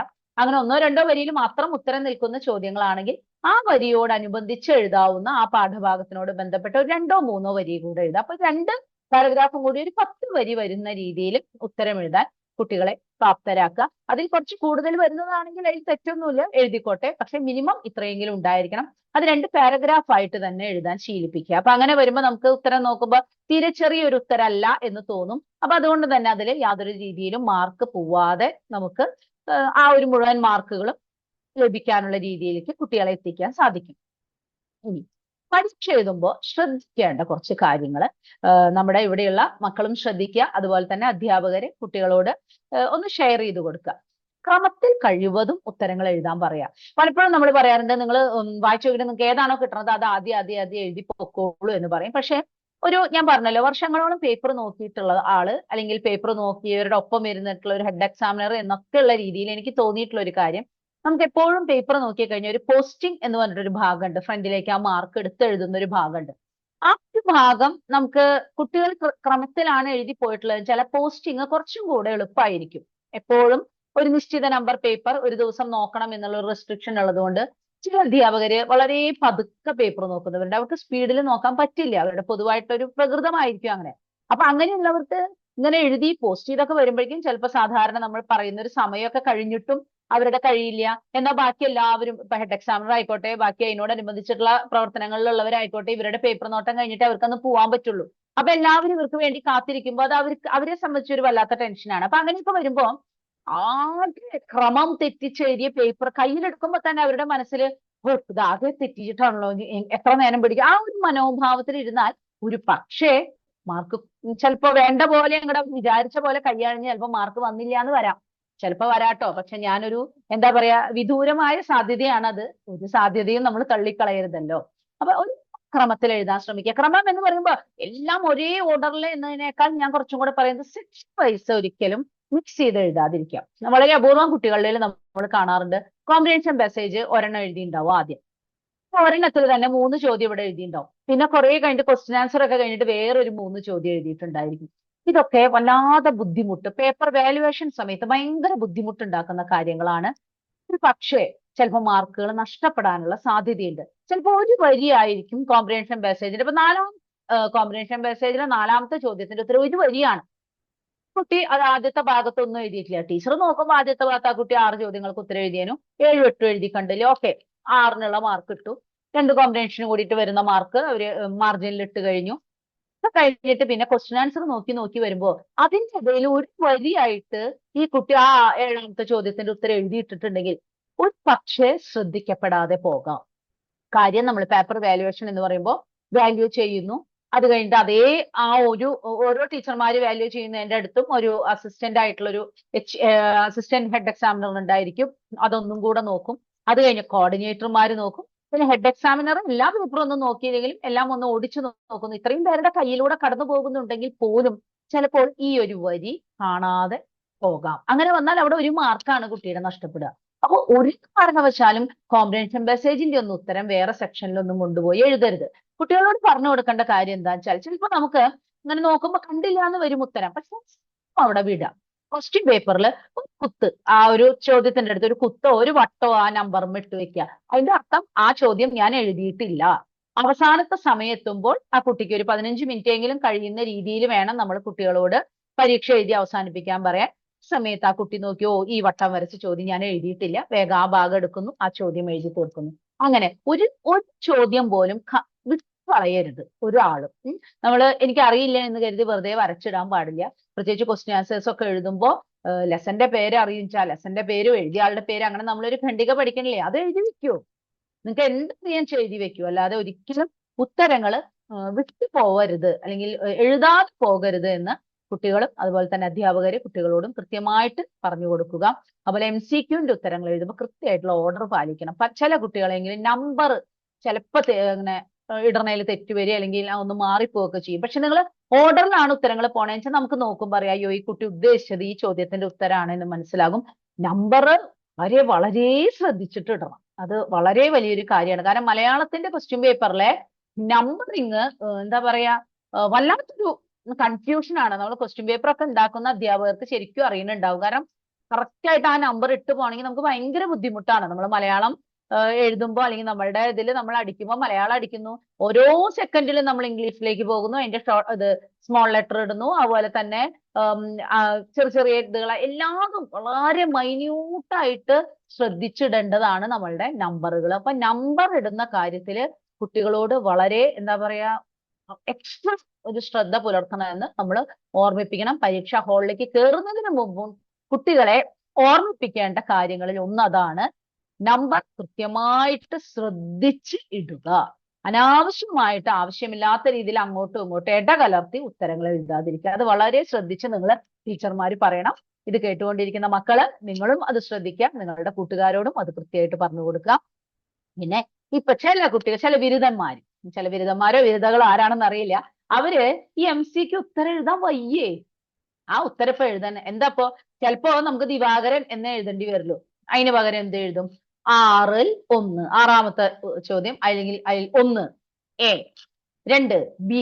അതൊരിക്കലും ചെയ്യരുത് കേട്ടോ. കാരണം ഉത്തരങ്ങളാണ് ടീച്ചേഴ്സ് നോക്കിക്കൊണ്ടിരിക്കുന്നത്. അങ്ങനെ നോക്കിക്കൊണ്ടിരിക്കുന്നതിന്റെ ഇടയിൽ ഒരു പേപ്പറിൽ ABDEC എന്നും പറഞ്ഞ് അങ്ങ് വന്നു കഴിഞ്ഞാൽ ഭയങ്കര ബുദ്ധിമുട്ടാണത്. അത് നോക്കിയെടുക്കാൻ ഭയങ്കര ബുദ്ധിമുട്ടാണ്. തെറ്റു വരാനുള്ള സാധ്യതയും കൂടുതലാണ്. അതൊരു ചെയ്യുന്ന സമയത്ത്, അതായത് ഞാൻ പറഞ്ഞു വാല്യുവേഷൻ ഒരാൾ ചെയ്യുന്നു, അതിന്റെ അടുത്ത ആൾ ചെയ്യുമ്പോൾ അവർക്കും അതൊരു ഭയങ്കര ബുദ്ധിമുട്ടുള്ള കാര്യമാണ്. കാരണം അത് മുഴുവൻ അങ്ങ് തലയിൽ ഇരിക്കില്ല. നമുക്ക് ഓരോന്നും ക്വസ്റ്റ്യൻ പേപ്പർ വെച്ച് ഇങ്ങനെ നോക്കി നോക്കി വരേണ്ടി വരും. അപ്പൊ എപ്പോഴും ക്വസ്റ്റ്യൻ പേപ്പർ നോക്കുന്ന ആളുടെ മാനസിക നിലവാരവും ഒരു വലിയ ഘടകമാണ് മാർക്ക് വരാൻ, യാതൊരു സംശയവും ഇല്ല. അപ്പൊ അവരെ സംബന്ധിച്ച് അയ്യോ ഇതെന്താണ് ഈ കാണിച്ചു വെച്ചേനെ എന്നുള്ളൊരു മനോഭാവത്തിൽ മാർക്ക് ഇടുമ്പോ ഇങ്ങനെ നോക്കുമ്പോൾ ചിലപ്പോഴൊക്കെ ഒരു തെറ്റു പറ്റാം. അങ്ങനെ ACBA B അങ്ങനെ ആ ഒരു 18 ഉത്തരവും ഒരാൾക്കും ഓർത്തു വെക്കാൻ പറ്റില്ല. അതുകൊണ്ട് ഒരു കാരണവശാലും അത് ചെയ്യരുത്. ഇപ്പോഴിപ്പോ എന്റെ സ്കൂളിൽ ഇതപ്പൊ ഒരു കുട്ടി എത്രയും പറഞ്ഞു കൊടുത്തിട്ടും ഈ സഹോദയയുടെ മോഡലിന് അത് തന്നെ ചെയ്തു വെച്ചൊരു കുട്ടിയുണ്ട്. അരുതേ അരുതേ അരുതേ എന്ന് പറഞ്ഞിട്ട്. അപ്പൊ കുട്ടികളോടും ടീച്ചർമാരോടും വീണ്ടും വീണ്ടും പറയുന്നു, ഒരു കാരണവശാലും അത് ഉണ്ടാവാൻ ഇടവരരുത് എന്ന് അവരോട് പറയാം. ഉത്തരങ്ങൾ ഉത്തരായിട്ട് തന്നെ എഴുതുക. അത്രയും നമുക്ക് മലയാളം എഴുതി തീരാൻ, കൃത്യമായിട്ട് എഴുതി തീർക്കാനുള്ള സമയമുണ്ട്. അത്ര അധികം എന്നൊന്നും പറയാനില്ല. അപ്പൊ ആൽഫബറ്റ് എഴുതരുത് എന്ന് പറയണം. അതുപോലെ ചോദ്യോത്തരങ്ങളിൽ ഞാൻ പറഞ്ഞു കഴിഞ്ഞു. കർത്താവും കൃതിയും നമ്മൾ എന്തായാലും ഒരു പാരഗ്രാഫ് ആയിട്ട് തന്നെ നമുക്ക് കൊടുക്കുന്നു. അപ്പൊ രചനാ വിഭാഗത്തിൽ നമുക്ക് ഉപന്യാസം, ഔദ്യോഗിക കത്ത്, പത്രവാർത്ത, ഇതാണ് രചനാ വിഭാഗത്തിൽ നമുക്ക് വരുന്നത്. അതിൽ നമുക്ക് ഉപന്യാസ രചനയിൽ നമുക്ക് കൃത്യമായിട്ടും ആമുഖം ഉണ്ടായിരിക്കണം, ഉള്ളടക്കം ഉണ്ടായിരിക്കണം, ഉപസംഹാരം ഉണ്ടായിരുന്നു. ഖണ്ഡികാകരണം പല കുട്ടികളും വിട്ടുപോകുന്ന കാര്യമാണ്. ഖണ്ഡികകളായിട്ട് തിരിക്കില്ല. നിർബന്ധമായിട്ടും കുട്ടികളോട് പറയുക അങ്ങനെ തിരിച്ചെന്നെ എഴുതണം എന്ന് പറയും. ഇപ്പൊ 10ത്തെ കുട്ടികൾ നമുക്കറിയാം, ഇനി അവര് ചിലപ്പോ നമുക്ക് അവരുടെ ഒരു പേപ്പർ ഇനി നോക്കാൻ കിട്ടിയെന്ന് വരില്ല, നേരെ ഇനി ബോർഡ് എക്സാം ആവും എഴുതാം. ഇനി 9ത്തെ കുട്ടികളോടായാലും നിർബന്ധമായിട്ടും പറയാ, 9ത്തെ ഒക്കെ കുട്ടികൾ അങ്ങനെ പാരഗ്രാഫ് തിരിക്കാതെ എഴുതുകയാണെങ്കിൽ അതിൽ മാർക്ക് കുറയ്ക്കുക. നിങ്ങൾ കൃത്യമായിട്ട് നല്ലൊരു മാർക്ക് കുറയ്ക്കുക. അങ്ങനെ മാർക്ക് കുറയുമ്പോഴേ കുട്ടികൾക്ക് അയ്യോ എന്റെ മാർക്ക് പോവല്ലോ എന്നുള്ളൊരു ബോധത്തോട് കൂടിയിട്ട് അവർ പിന്നീടെങ്കിലും എഴുതുമ്പോൾ പാരഗ്രാഫ് തിരിച്ചെഴുതാൻ ശ്രമിക്കുള്ളൂ. അതിൽ നിർബന്ധമായിട്ടും പറയണം. ആദ്യ കാലത്തൊക്കെ നമ്മൾ ഈ വാല്യുവേഷൻ ക്യാമ്പിലുള്ളതാണ് കേട്ടോ, അല്ലാണ്ട് ഇത് എവിടെയും ഒരു നിയമമായിട്ടുണ്ടോ എന്ന് ചോദിച്ചാൽ അങ്ങനെയൊന്നും ഇല്ല. പക്ഷെ വാല്യുവേഷൻ ക്യാമ്പിൽ സാധാരണ നമ്മളുടെ ഇടയിൽ ഹെഡ് എക്സാമിനേഴ്സിന്റെയും അതുപോലെ പേപ്പർ നോക്കാൻ വരുന്നവരുടെ ഒക്കെ ഇടയിലുണ്ട് 5 മാർക്ക് വരണമെങ്കിൽ ചുരുങ്ങിയത് ഒരു 5 ഖണ്ഡികയെങ്കിലും കുട്ടി എഴുതിയിട്ടുണ്ടാവണം എന്ന് നമ്മൾ പറയും. അതിൽ ഒന്ന് ആമുഖമായിരിക്കും, ഒന്ന് ഉപസംഹാരമായിരിക്കും, പിന്നെ അതിനോടനുബന്ധിച്ചിട്ടുള്ള ഉള്ളടക്കം എങ്ങനെയാണ്, ഗുണങ്ങളോ ദോഷങ്ങളോ അല്ലെങ്കിൽ അതിനെ പറ്റിയിട്ടുള്ള വേർതിരിവുകൾ എന്തൊക്കെയാണെങ്കിൽ അങ്ങനെ ഒരു 3 ഖണ്ഡികയും കൂടി വേണം എന്ന് പറയും. അതിനേക്കാൾ കൂടുതലായതുകൊണ്ട് അബദ്ധമൊന്നുമില്ല. പക്ഷേ ചില കുട്ടികൾക്ക് ഒരു സ്വഭാവമുണ്ട്, അനാവശ്യമായിട്ട് അങ്ങ് എഴുതി എഴുതി എഴുതി അങ്ങ് പോകും. അതിന്റെ ആവശ്യമില്ല. നമുക്ക് ബോർഡ് എക്സാമിന്റെ ഒരു ആൻസർ ബുക്ക് എങ്ങനെയാണ് എന്നുള്ളത് ഇതിൽ ഇരിക്കുന്ന എല്ലാ ടീച്ചർമാർക്കും അറിവുണ്ടാവും എന്നാണ് എന്റെ വിചാരം. കുട്ടികൾക്കും അറിവുണ്ടാവണം. എന്നിരുന്നാലും ഞാൻ ജസ്റ്റ് ഒന്ന് പറയാം. നമ്മളെ സംബന്ധിച്ച് ഇപ്പം ഒരു നോർമൽ പരീക്ഷ, ഞാൻ വെറുതെ ഒരു ബുക്ക് എടുക്കാണ് കേട്ടോ, ഞാൻ വിചാരിച്ചിട്ടല്ല, ജസ്റ്റ് എടുത്തതാണ്. നമുക്കൊരു ബുക്ക് ഇങ്ങനെയാണ്, നമ്മുടെ കയ്യിലൊരു ബുക്ക് ഉണ്ടാവുക. അത് ബുക്ക് കാണുന്നില്ലേ, അതെന്തോ ഇതിനകത്ത് ഇങ്ങനെയാണ് ഇപ്പൊ ഒരു ബുക്ക് ഉള്ളത്. നേരെ മറിച്ച് പേപ്പർ ഇങ്ങനെയാണ് വരാറ് സാധാരണ നമുക്ക്. പക്ഷെ ബോർഡ് എക്സാമിന് അത് ഇങ്ങനെയായിരിക്കും. നമുക്ക് ഇവിടെയാണ് അതിന്റെ തുന്നൽ ഉണ്ടാവുക. എന്നിട്ട് എങ്ങനെയാണ് നമ്മൾ മറക്കുക. അപ്പൊ നമുക്ക് നോക്കുമ്പോൾ ഒരു എസ് എന്നൊക്കെ പറഞ്ഞു കഴിഞ്ഞാൽ ഈ ഒരു പുറം, ഒന്ന് പേജ് മറിച്ചാൽ ഒരു പുറം, പിന്നെ ഒരു പുറം, ഒരു പുറം തീർച്ചയായിട്ടും എഴുതാം. 3 പുറം ചക്ക ചക്ക പോലെ എഴുതി 5ഉം 6ഉം വാക്കിൽ ഒരു പുറം കഴിഞ്ഞാൽ വിഷയമൊന്നുമില്ല. വൃത്തിയായി പാരഗ്രാഫ് തിരിച്ച് ഭംഗിയായിട്ട് അത്യാവശ്യം ഈ മാർജിൻ അറ്റത്തെ ഇതുവരെ കൃത്യമായി ഒരു സാമാന്യ വലുപ്പത്തിൽ എഴുതുന്ന ഒരു കുട്ടി ഒരു 3 പേജ് എഴുതി കഴിഞ്ഞാൽ നമ്മളെ സംബന്ധിച്ച് ഉപന്യാസത്തിൽ ഏതാണ്ട് എത്തും. ആ കുട്ടിക്ക് ഒരു 5 പാരഗ്രാഫ് എഴുതി തീർക്കും. പിന്നെ ഞാൻ പറഞ്ഞ ചില ടോപ്പിക്കുകൾ ഇത്തിരി കൂടി നല്ല ടോപ്പിക് ആകുമ്പോൾ കുട്ടിക്ക് ഒരു പാരഗ്രാഫും കൂടി ഒക്കെ എഴുതണം തോന്നി, എനിക്ക് ഒരു പേജും കൂടി എഴുതണം തോന്നി എഴുതിക്കോളൂ. പക്ഷെ ഉറപ്പുവരുത്തേണ്ടത് നമ്മൾ ആ ഒരു എസ്സേയിൽ ഇരുന്നിട്ട് അല്ലെങ്കിൽ ഉപന്യാസത്തിൽ ഇരുന്നിട്ട് നമ്മളുടെ മറ്റ് ഭാഗങ്ങൾ എഴുതി തീരാൻ പറ്റാതെ വരരുത്. കാരണം ചില ടോപ്പിക്കൊക്കെ കാണുമ്പോൾ ഭയങ്കര സന്തോഷം തോന്നും, നല്ല ടോപ്പിക്കാണല്ലോ, ഇങ്ങോട്ട് നന്നായിട്ട് എഴുതാം എന്ന് തോന്നും. പക്ഷെ അങ്ങനെ വിചാരിക്കരുത്. ടോപ്പിക് എത്ര നന്നായാലും നമ്മൾക്കുള്ള വിചാരിക്കുന്ന ഒരു സമയമുണ്ട്. ആ സമയത്തിനുള്ളിൽ തീർച്ചയായിട്ടും എഴുതി തീർക്കാൻ ശ്രമിക്കണം. അതുപോലെ തന്നെ വിഷയത്തിന്റെ തിരഞ്ഞെടുപ്പ് വളരെ പ്രധാനപ്പെട്ട ഒരു കാര്യമാണ്. എന്താണ് ഉദ്ദേശിച്ചത്? നമുക്ക് 2 വിഷയം ഉണ്ടായിരിക്കും. ചില കുട്ടികൾക്ക് ഒരു ധാരണയുണ്ട്, കടുപ്പുള്ള വിഷയം എഴുതിയാലാണ് നല്ലോണം മാർക്ക് കിട്ടുക. ഒട്ടും അങ്ങനെയുള്ള ഒരു ചിന്ത വേണ്ട. അതില്ല എന്ന് തന്നെ കുട്ടികളോട് പറഞ്ഞു മനസ്സിലാക്കുക. വിഷയം എത്ര ലഘുവാണോ അല്ലെങ്കിൽ വിഷയം എത്ര കാഠിന്യമുള്ളതാണോ എന്ന് നോക്കിയിട്ടല്ല മാർക്ക് ഇടുക. കുട്ടി ആ വിഷയം എങ്ങനെ അവതരിപ്പിച്ചിരിക്കുന്നു എന്നുള്ളത് നോക്കിയിട്ടാണ് നമ്മൾ മാർക്ക് ഇടുക. കൃത്യമായിട്ട് അതിന്റെ ആമുഖമുണ്ടോ, ഒരു ഉപസംഹാരം ഉണ്ടോ, അതിന്റെ കൃത്യമായിട്ടുള്ള പോയിന്റുകളിലൂടെ കുട്ടി കടന്നു പോയിട്ടുണ്ടോ, പിന്നെ പോയിന്റുകൾ, അതായത് പ്രധാനപ്പെട്ട ആശയങ്ങള്, പ്രധാനപ്പെട്ട പോയിന്റുകൾ കുട്ടിയോട് ഓരോ പാരഗ്രാഫ് തുടങ്ങുമ്പോൾ എഴുതാൻ പറയാം. അല്ലാണ്ട് ഇടയിൽ എവിടെയെങ്കിലും പ്രധാന പോയിന്റ് എഴുതുക, പാരഗ്രാഫ് തുടങ്ങണതൊക്കെ എന്തൊക്കെയോ എഴുതി പോവുക എന്നാവരുത്. കാരണം സ്പീഡിൽ നോക്കുമ്പോൾ നമുക്ക് എല്ലാവർക്കും അറിയാം, എല്ലാ എസ്സേയും മുഴുവനായിട്ട് വായിച്ചിട്ടൊക്കെയാണ് നമ്മൾ പേപ്പർ നോക്കണേ വെച്ചാൽ നമുക്കറിയാം ഒരു ദിവസം 10 പേപ്പർ പോലും നോക്കാൻ പറ്റില്ല. വേഗതയിലാണ് നമ്മൾ പേപ്പർ നോക്കുക. അപ്പൊ ആ വേഗതയിൽ നോക്കുമ്പോൾ നമ്മൾ പ്രധാന ആശയങ്ങളാണ് നമ്മുടെ കണ്ണുകളിൽ പെട്ടെന്ന് ഉടക്കുക. അതിന് വേണ്ടിയിട്ട് വാചകങ്ങളുടെ ഓരോ പാരഗ്രാഫിന്റെ ആദ്യത്തിൽ തന്നെ ആ പ്രധാന പോയിന്റ് വരണം. ഇതിന്റെ വ്യാഖ്യാനം അതിന്റെ അടിയിൽ വരിക. അടുത്ത പാരഗ്രാഫ് വീണ്ടും ഒരു പ്രധാന പോയിന്റോട് കൂടി തുടങ്ങുക, അതിന്റെ വ്യാഖ്യാനം വരിക. അങ്ങനെയായിരിക്കണം എഴുതണത്. അതുപോലെ തന്നെ നമ്മൾ ആമുഖം എപ്പോഴും ഏതെങ്കിലുമൊക്കെ ഒരു കോട്ടിങ്സ് വെച്ചിട്ട് തുടങ്ങുകയാണെങ്കിൽ വളരെ നല്ലതായിരിക്കും. കവിയുടെ വാക്യങ്ങളോ അല്ലെങ്കിൽ ഏതെങ്കിലും മഹാത്മാര് പറഞ്ഞിട്ടുള്ള, ഇപ്പൊ നമ്മൾ സാധാരണഗതിയിൽ എപ്പോഴും വായനയെ പറ്റി എന്ത് പറയുമ്പോഴും നമ്മൾ പറയും വായിച്ചാലും വളരും, അല്ലെ, കുഞ്ഞുണ്ണി മാഷ് പറഞ്ഞതുപോലെ എന്നുള്ള രീതിയിൽ. അങ്ങനെ ഇപ്പോ കുമാരനാശാൻ പറഞ്ഞതുപോലെ, അല്ലെങ്കിൽ ക്രോധത്തെ പറ്റിയിട്ടുള്ള ഒരു ഇത് വരികയാണ്, ആധുനിക കാലത്തിലേക്ക് ഒരു എസ് ഒക്കെ വരികയാണെങ്കിൽ നമ്മൾ എഴുത്തച്ഛന്റെ ഒരു വരികൾ എഴുതുന്നു. അങ്ങനെ കോട്ടിങ്സ് വെച്ചിട്ട് തുടങ്ങുന്നത് വളരെ നല്ലതാണ്. ടീച്ചേഴ്സിനോടായിട്ടും ഞാൻ പ്രത്യേകിച്ച് പറയാണ്, നമ്മൾ ഈ 100 ഫുൾ മാർക്ക് നിങ്ങൾ എക്സ്പെക്ട് ചെയ്യുന്ന കുട്ടികളെങ്കിലും അങ്ങനെ എസ്സേ എഴുതുന്നുണ്ട് ഒന്ന് ഉറപ്പ് വരുത്തുക. അങ്ങനെയുള്ളതൊക്കെ ഒന്ന് നമ്മൾ എഴുതി കൊടുത്ത് കുട്ടികളോടൊന്ന് പഠിക്കാൻ പറയാം. ശാസ്ത്ര വിഷയങ്ങളോട് അനുബന്ധിച്ചിട്ടുള്ള എസ്സേ വരികയാണെങ്കിൽ ഈ ഒരു വരികൾ എഴുതിക്കോളൂ. അല്ല ഇനി മാതൃഭാഷ അല്ലെങ്കിൽ ദേശസ്നേഹത്തിനോടനുബന്ധിച്ചിട്ടാണെങ്കിൽ ഈ വരികളിൽ തുടങ്ങിക്കോളൂ. അങ്ങനെ നമ്മൾ കുറച്ച് വരികൾ കുട്ടികൾക്ക് മുൻകൂട്ടി കൊടുക്കുകയാണെങ്കിൽ, പദ്യത്തിന്റെ വരികളൊന്നും ഇല്ല കേട്ടോ, മഹാന്മാര് പറഞ്ഞിട്ടുള്ള വാചകങ്ങളും ആയിരിക്കാം, തത്വചിന്തകളായിരിക്കാം, കൊടുക്കുകയാണെങ്കിൽ അവർക്ക് ഒരു കാരണവശാലും എസ്സേയില് മാർക്ക് പോവാതെ ഇരിക്കാനുള്ള ഒരു സാധ്യതയുണ്ട്. അപ്പൊ അത് ഒന്ന് ശ്രദ്ധിച്ചാൽ നല്ലതായിരുന്നു. അങ്ങനെ ഒരു ആമുഖം എല്ലാ കുട്ടികൾക്കൊന്നും ചിലപ്പോൾ പറ്റിയെന്ന് വരില്ല. പക്ഷെ നമ്മൾ വളരെ നന്നായിട്ട് എസ്സേ എഴുതുന്ന കുട്ടിയാണ്, അല്ലെങ്കിൽ 100 മാർക്ക് കിട്ടാൻ വളരെയേറെ സാധ്യതയുള്ള ഒരു കുട്ടിയാണെങ്കിൽ, സെന്റം നമുക്ക് എത്തിക്കണം സാധ്യതയുള്ള ഒരു കുട്ടിയാണെങ്കിൽ അങ്ങനെയുള്ള കുട്ടികൾക്കൊന്ന് അത് കൊടുക്കുക. അതുപോലെ തന്നെ കുട്ടികളോട് പറയാം, ഒരിക്കലും കടുപ്പമുള്ള വിഷയം തിരഞ്ഞെടുക്കേണ്ട ആവശ്യമില്ല. 2 ടോപ്പിക് കാണുമ്പോൾ അതിലേതാണോ കുട്ടിക്ക് ഏറ്റവും എളുപ്പമായിട്ട് തോന്നുന്നത് അത് തന്നെ തിരഞ്ഞെടുക്കാൻ പറയാം. പിന്നെ കൃത്രിമ ബുദ്ധി എന്നുള്ള വാക്ക് നമ്മൾക്ക് കുട്ടികളെ ഒന്ന് പരിചയപ്പെടുത്താമെന്ന് എനിക്ക് തോന്നുന്നു. കാരണം AI റിലേറ്റഡ് ആയിട്ടുള്ള എന്തെങ്കിലുമൊക്കെ എസ്സേക്കൊക്കെ വരാനുള്ള സാധ്യതകളൊക്കെ കാണുന്നു. കാരണം എപ്പോഴും എല്ലായിടത്തും ഇപ്പൊ AI ആണല്ലോ. പക്ഷെ പലപ്പോഴും കുട്ടികൾക്ക് കൃത്രിമ ബുദ്ധി എന്ന് പറയുമ്പോൾ ഇതാണ് AI എന്ന് ചില കുട്ടികൾക്കെങ്കിലും അറിയുന്നില്ല. അപ്പൊ വെറുതെ അങ്ങനെയൊക്കെയുള്ള ചില വാക്കുകൾ മലയാളത്തിൽ, ഇംഗ്ലീഷിൽ അവർക്ക് നല്ലോണം പരിചിതമായിട്ടുള്ള വാക്കാണ്, പക്ഷെ മലയാളത്തിൽ അതിന്റെ കൃത്യമായ ഒരു മലയാളം പറയുമ്പോൾ അവർക്ക് കിട്ടുന്നില്ല എന്നുള്ള അത്തരം വാക്കുകളെ ഒന്ന് കുട്ടികൾക്ക് നമ്മുടെ അധ്യാപകര് പരിചയപ്പെടുത്തി കൊടുക്കുന്നത് നല്ലതായിരിക്കും. കേട്ടുകൊണ്ടിരിക്കുന്ന മക്കള് ആ വാക്ക് പഠിച്ചിട്ടുണ്ടാവും എന്ന് വിചാരിക്കണം. ഇല്ലേ, AI എന്ന് പറഞ്ഞു കഴിഞ്ഞാൽ കൃത്രിമ ബുദ്ധിയെയാണ് നമ്മൾ AI എന്ന് പറയുന്നത്. അതൊന്ന് ഓർത്തു വെക്കുക. ഈ ഒരു കാര്യം ഉപന്യാസത്തിൽ വളരെയധികം ശ്രദ്ധിക്കേണ്ടതാണ് എന്ന് മക്കളോട് പറഞ്ഞു മനസ്സിലാക്കണം. ഇനി നമുക്ക് കത്ത്. എന്നും എല്ലാ കാലത്തും കത്തിനോടനുബന്ധിച്ചിട്ടുള്ള ബഹളങ്ങളും നമ്മുടെ മലയാള അധ്യാപകരുടെ ഇടയിൽ തീരണില്ല. വളരെ വിഷമമുണ്ട്. നമുക്ക് ഈ വർഷമാണ് ആദ്യമായിട്ട് നമുക്കൊരു നമ്മുടെ കപ്പാസിറ്റി ബിൽഡിംഗ് പ്രോഗ്രാം മലയാളത്തിന് ആരംഭിച്ച വർഷമാണിത്. ഇതുവരെ നമുക്കറിയാം, നമുക്ക് ആരും ഒന്നുമില്ല, അയ്യോ പറഞ്ഞു തരാനും ഇല്ല, നമ്മൾ ആരോടാ ചോദിക്കുക. കുറെ പേര് പറയണു കത്തിന്റെ ഫോർമാറ്റ് CBSE മാറ്റി. CBSE അങ്ങനെ ഒന്നും ഒരു റീജിയണൽ ലാംഗ്വേജിന്റെ കത്തിന്റെ ഫോർമാറ്റ് മാറ്റാനും CBSEക്ക് നേരില്ല. CBSEക്ക് ഒരുപാട് കാര്യങ്ങൾ വേറെയുണ്ട്. പക്ഷെ കത്തിന്റെ ഫോർമാറ്റ് മാറ്റി എന്നങ്ങ് പറഞ്ഞ് ചില വാട്സപ്പ് ഗ്രൂപ്പുകളിൽ ചില വാട്സപ്പ് ഗ്രൂപ്പിന്റെ ഉടമകൾ അങ്ങോട്ട് പ്രഖ്യാപിക്കും. അത് കേൾക്കുന്നു ടീച്ചർമാര്, അയ്യോ ടീച്ചറെ ഞാൻ പഠിപ്പിച്ചത് ഇങ്ങനത്തെ ഫോർമാറ്റ് ആണ്, ഇപ്പൊ ഈ ഫോർമാറ്റ് ആണെന്ന് പറയുന്നു, അത് ഏതാ ശരി.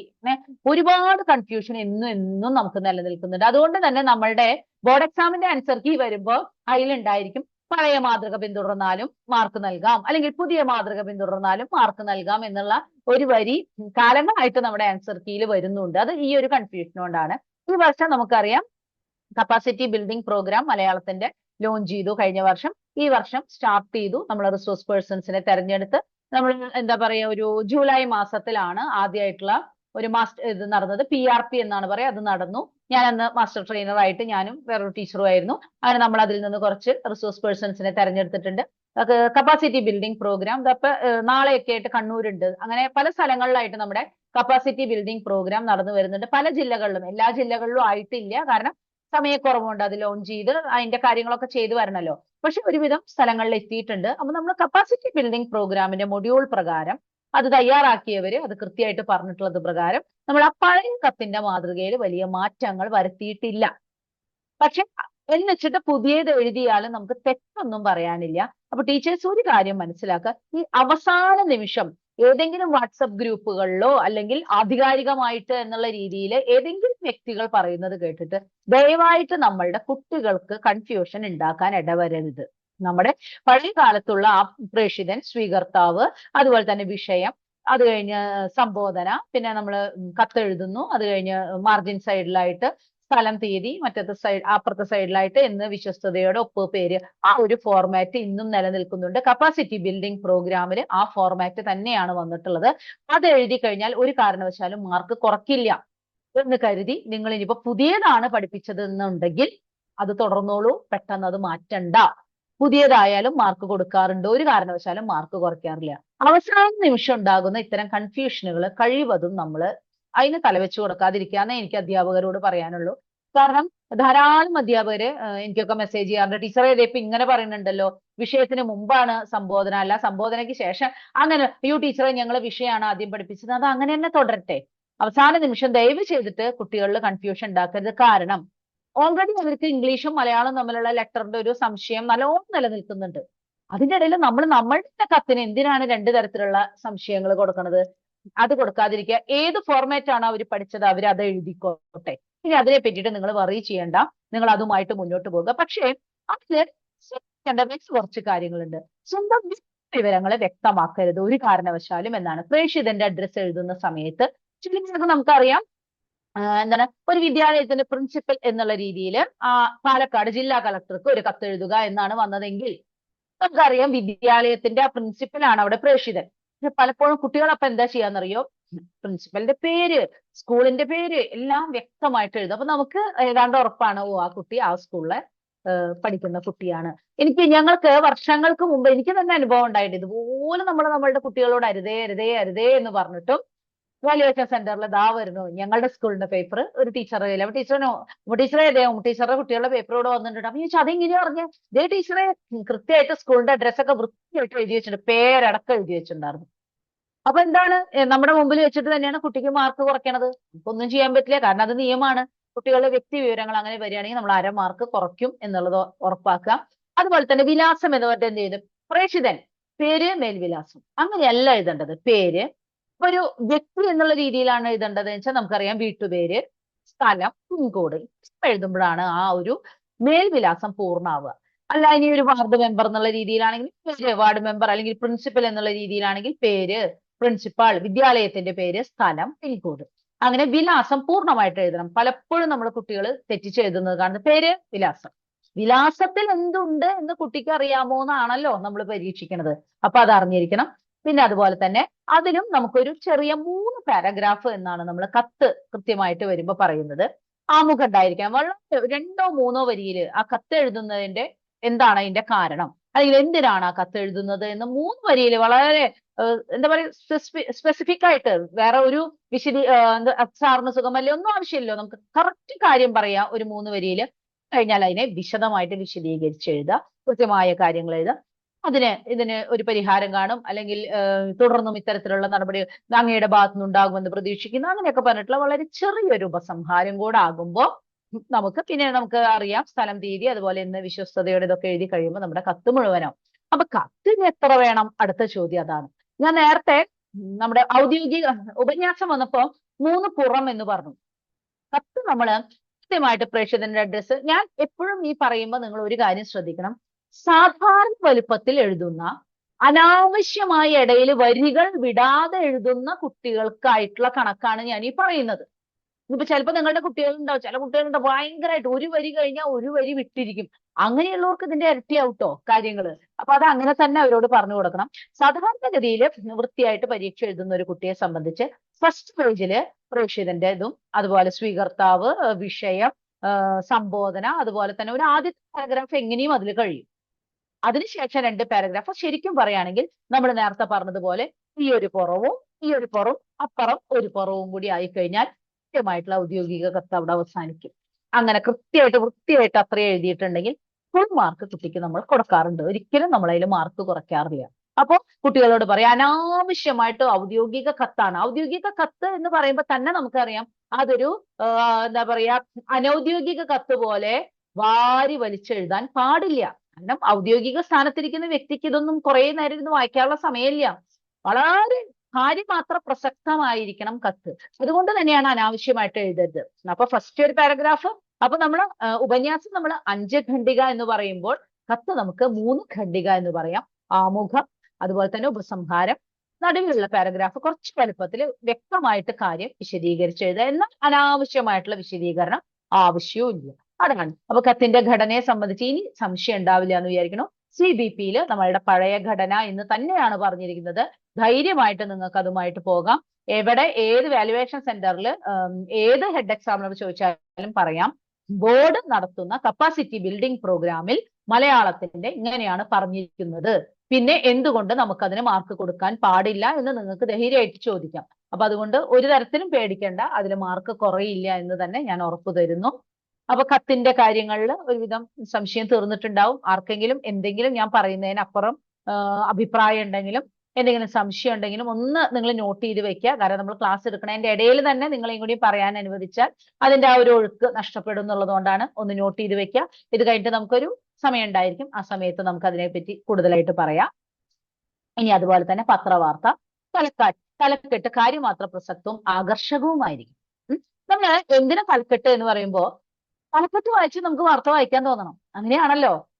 അത് ഈ നമ്മൾ പ്രത്യേകിച്ച് യൂട്യൂബിലൊക്കെ നമ്മൾ കണ്ടിട്ടില്ലേ, തലക്കെട്ട് കാണുമ്പോൾ നമ്മൾ അയ്യോ എന്താണ് കാര്യം എന്ന് കരുതി നമ്മൾ ലിങ്ക് ഒക്കെ ഓപ്പൺ ചെയ്ത് നോക്കുമ്പോ ആ തലക്കെട്ടും അതും തമ്മിൽ ഒരു ബന്ധം ഉണ്ടാവില്ല. എന്തിനാണ്? അവിടെ വ്യൂ കയറാൻ വേണ്ടിയിട്ട് ഇടുന്ന തലക്കെട്ടുകളാണ്. പക്ഷെ പത്രത്തിൽ അങ്ങനെ ആവരുത്.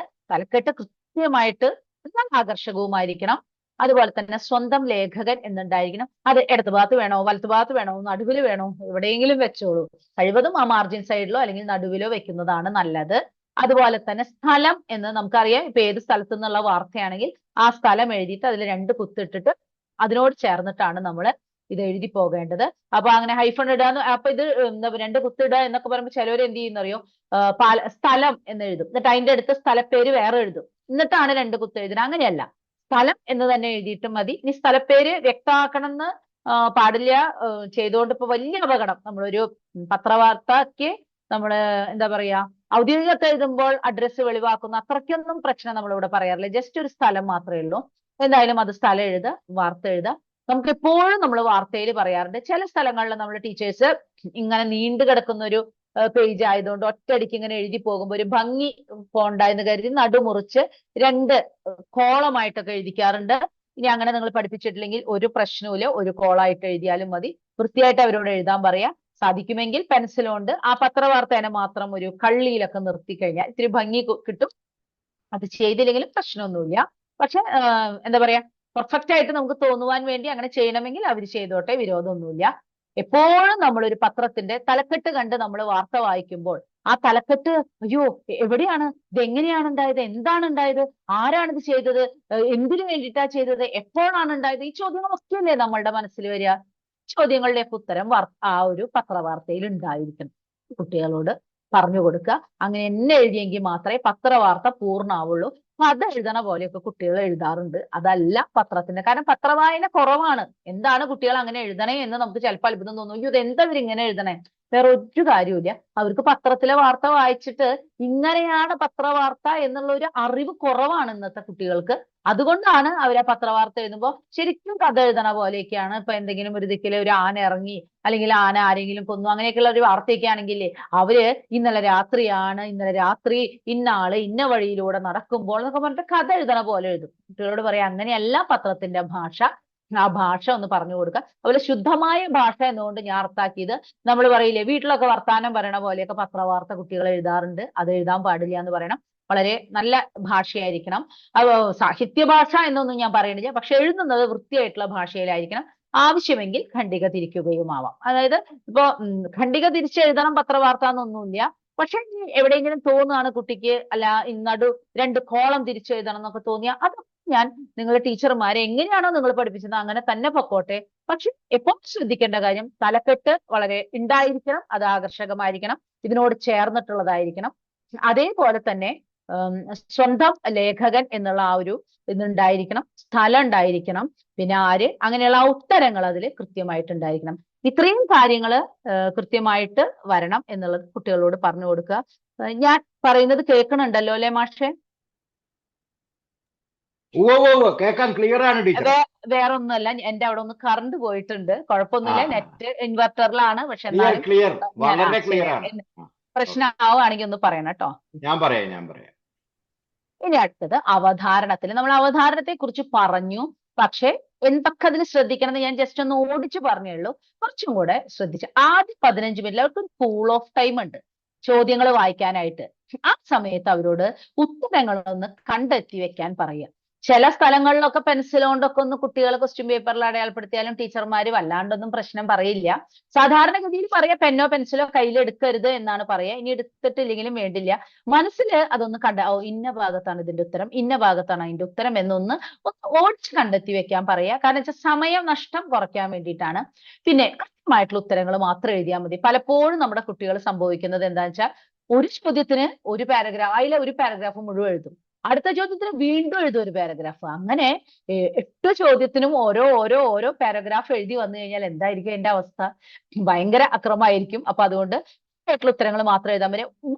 വേർഡ് ഇപ്പൊ നമ്മള് കാവുകൾ, എന്താണ് ഭൂമിയിലെ ശ്വാസകോശം എന്ന് വിശേഷിപ്പിക്കപ്പെടുന്നത് കാവുകളെയാണ് എന്ന് നമുക്ക് ഉണ്ടെന്ന് വിചാരിക്കും. ഭൂമിയുടെ ശ്വാസകോശം എന്ന് വിശേഷിപ്പിക്കുന്നത് എന്തിനാണ്? കാവുകൾ എന്ന് മാത്രം എഴുതാതെ അത് കാവുകളെയാണ് ഭൂമിയുടെ ശ്വാസകോശം എന്ന് വിശേഷിപ്പിക്കുന്നത് എന്നൊന്ന് എഴുതാൻ പറയാം. വേറെ ഒന്നിനല്ല. ചിലപ്പോ 2 വലിയ ഉത്തരങ്ങളുടെ ഇടയിലാവും ഈ ഒരു വാക്ക് കാവുകൾ മാത്രം കെടുക്കുക. ചിലപ്പോൾ അത് ശ്രദ്ധിക്കപ്പെടാതെ പോകാനും മാർക്ക് നഷ്ടപ്പെടാനും സാധ്യതയുണ്ട്. അപ്പൊ ഒറ്റ വാക്ക് എന്നുള്ളത് മാറ്റി ഒറ്റ വരിയിൽ ഉത്തരം എഴുതാം, ഒറ്റ വാചകത്തിൽ ഉത്തരം എഴുതാൻ കുട്ടികളോട് പറയാം. ചില കോഴ്സ് നമുക്ക് 2 3 വാചകങ്ങൾ ഉണ്ടായിരിക്കും, അത് അങ്ങനെ തന്നെ എഴുതേണ്ടി വരും. അല്ലെങ്കിൽ ഒരു വാക്കിലാണെങ്കിൽ ഒരു വാക്ക് എഴുതാതെ ഒരു വാചകത്തിലാക്കി എഴുതാൻ പറയുക. പിന്നെ അതുപോലെ തന്നെ കഴിവതും ഇടകലർത്തി എഴുതാതിരിക്കാൻ പറയണം ഉത്തരങ്ങള്. കാരണം അങ്ങനെ ടീച്ചേഴ്സിന്റെ മനസ്സിലായാലും, നമുക്കിപ്പോ എല്ലാവരും പേപ്പർ നോക്കുന്നവരാണ് നമ്മളെല്ലാവരും. സാധാരണ പേപ്പർ ഇപ്പൊ ബോർഡിന്റെ തന്നെ നോക്കിക്കൊള്ളണമെന്നില്ല. നമ്മളുടെ മനസ്സിൽ ആദ്യത്തെ 2 3 പേപ്പർ കഴിഞ്ഞാൽ നമ്മുടെ മൈൻഡിൽ നമ്മൾ ആ ഉത്തരങ്ങൾ ഇങ്ങനെ ഓർഡറിൽ പിടിച്ചു. ആ ഉത്തരങ്ങളുടെ ഓർഡറുമായിട്ടാണ് നമ്മൾ പേപ്പർ നോക്കാതിരിക്കുന്നത്. അപ്പൊ ആ സമയത്താണ് കുട്ടി 2ന് പകരം 4 എഴുതി, 4ന് പകരം 6 എഴുതി. അപ്പൊ നമ്മള് ചിലപ്പോൾ നമ്പറിലേക്ക് ശ്രദ്ധ വന്നു വരില്ല. ചില കുട്ടികൾ നമ്പർ ഇടാൻ മറന്നു പോവുകയും ചെയ്യും. പക്ഷെ അവന്റെ മനസ്സിൽ ഇത് 4ന്റെ ഉത്തരമായിരുന്നു. അപ്പൊ അങ്ങനെ വന്നാൽ എന്തുണ്ടാവും? മൊത്തം ഉത്തരങ്ങൾ തെറ്റിപ്പോകും. അപ്പൊ അതുകൊണ്ട് കുട്ടികളോട് ഇടകലർത്തി എഴുതാതിരിക്കാൻ പറയാം. നമ്പറുകൾ എപ്പോഴും കുട്ടികളോട് പറയാം. അതുപോലെ വളരെ അപൂർവം കുട്ടികള് മാർജിന്റെ ഉള്ളിൽ നമ്പർ ഇടാതെ എഴുതുന്ന ഭാഗത്തേക്ക് തന്നെ നമ്പർ ഇടുന്ന ഒരു പ്രവണത കാണാറുണ്ട്. അതും തീർച്ചയായിട്ടും ചെയ്യാൻ പാടില്ല എന്ന് പറയണം. കാരണം ഉത്തരങ്ങളുടെ ഇടയിൽ തന്നെ നമ്പർ കൊടുക്കും. ചിലപ്പോൾ നമുക്ക് ശ്രദ്ധിക്കാൻ പറ്റില്ല. അക്ഷരങ്ങൾ എഴുതുന്നതിന്റെ ഒപ്പം അതിങ്ങനെ എഴുതി പോകുന്നുണ്ടാവും. അപ്പൊ മാർജിനിൽ തന്നെ നമ്പർ ഇടണം. അത് ഏത് നമ്പർ ആയിക്കോട്ടെ, റോമൻ ലെറ്റർ നമ്പർ ആയിക്കോട്ടെ, അതിന്റെ സബ് ക്വസ്റ്റ്യന്റെ നമ്പർ ആയിക്കോട്ടെ, എല്ലാ നമ്പറും മാർജിനിൽ തന്നെ കുട്ടികളോട് ഇടാൻ പറയണം കേട്ടോ. അവരോട് പറയണം ഒരു നമ്പർ ഇട്ടിട്ട് അതിന് വേണ്ടി ഒരു വരി വിട്ടുകൊണ്ട് ഒരു പ്രശ്നവുമില്ല. കാരണം ബോർഡ് എക്സാമിന്റെ പേപ്പറൊക്കെ നോക്കാൻ പോകുന്നവർക്ക് അറിയാം, എത്ര പേപ്പറാണ് നമ്മളുടെ ആ ബുക്ക്ലെറ്റിൽ ബാക്കി വരാറുള്ളത്.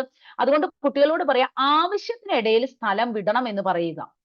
ഇതന്നെ. അപ്പൊ നിങ്ങൾ വിചാരിക്കുക എസ്സേയുടെ സമയത്ത്, അതായത് എസ്സേയുടെ സമയത്ത് ഞാൻ ഉദ്ദേശിച്ചത് അനാവശ്യമായി സ്ഥലം വിടുക എന്നുള്ളതാണ്.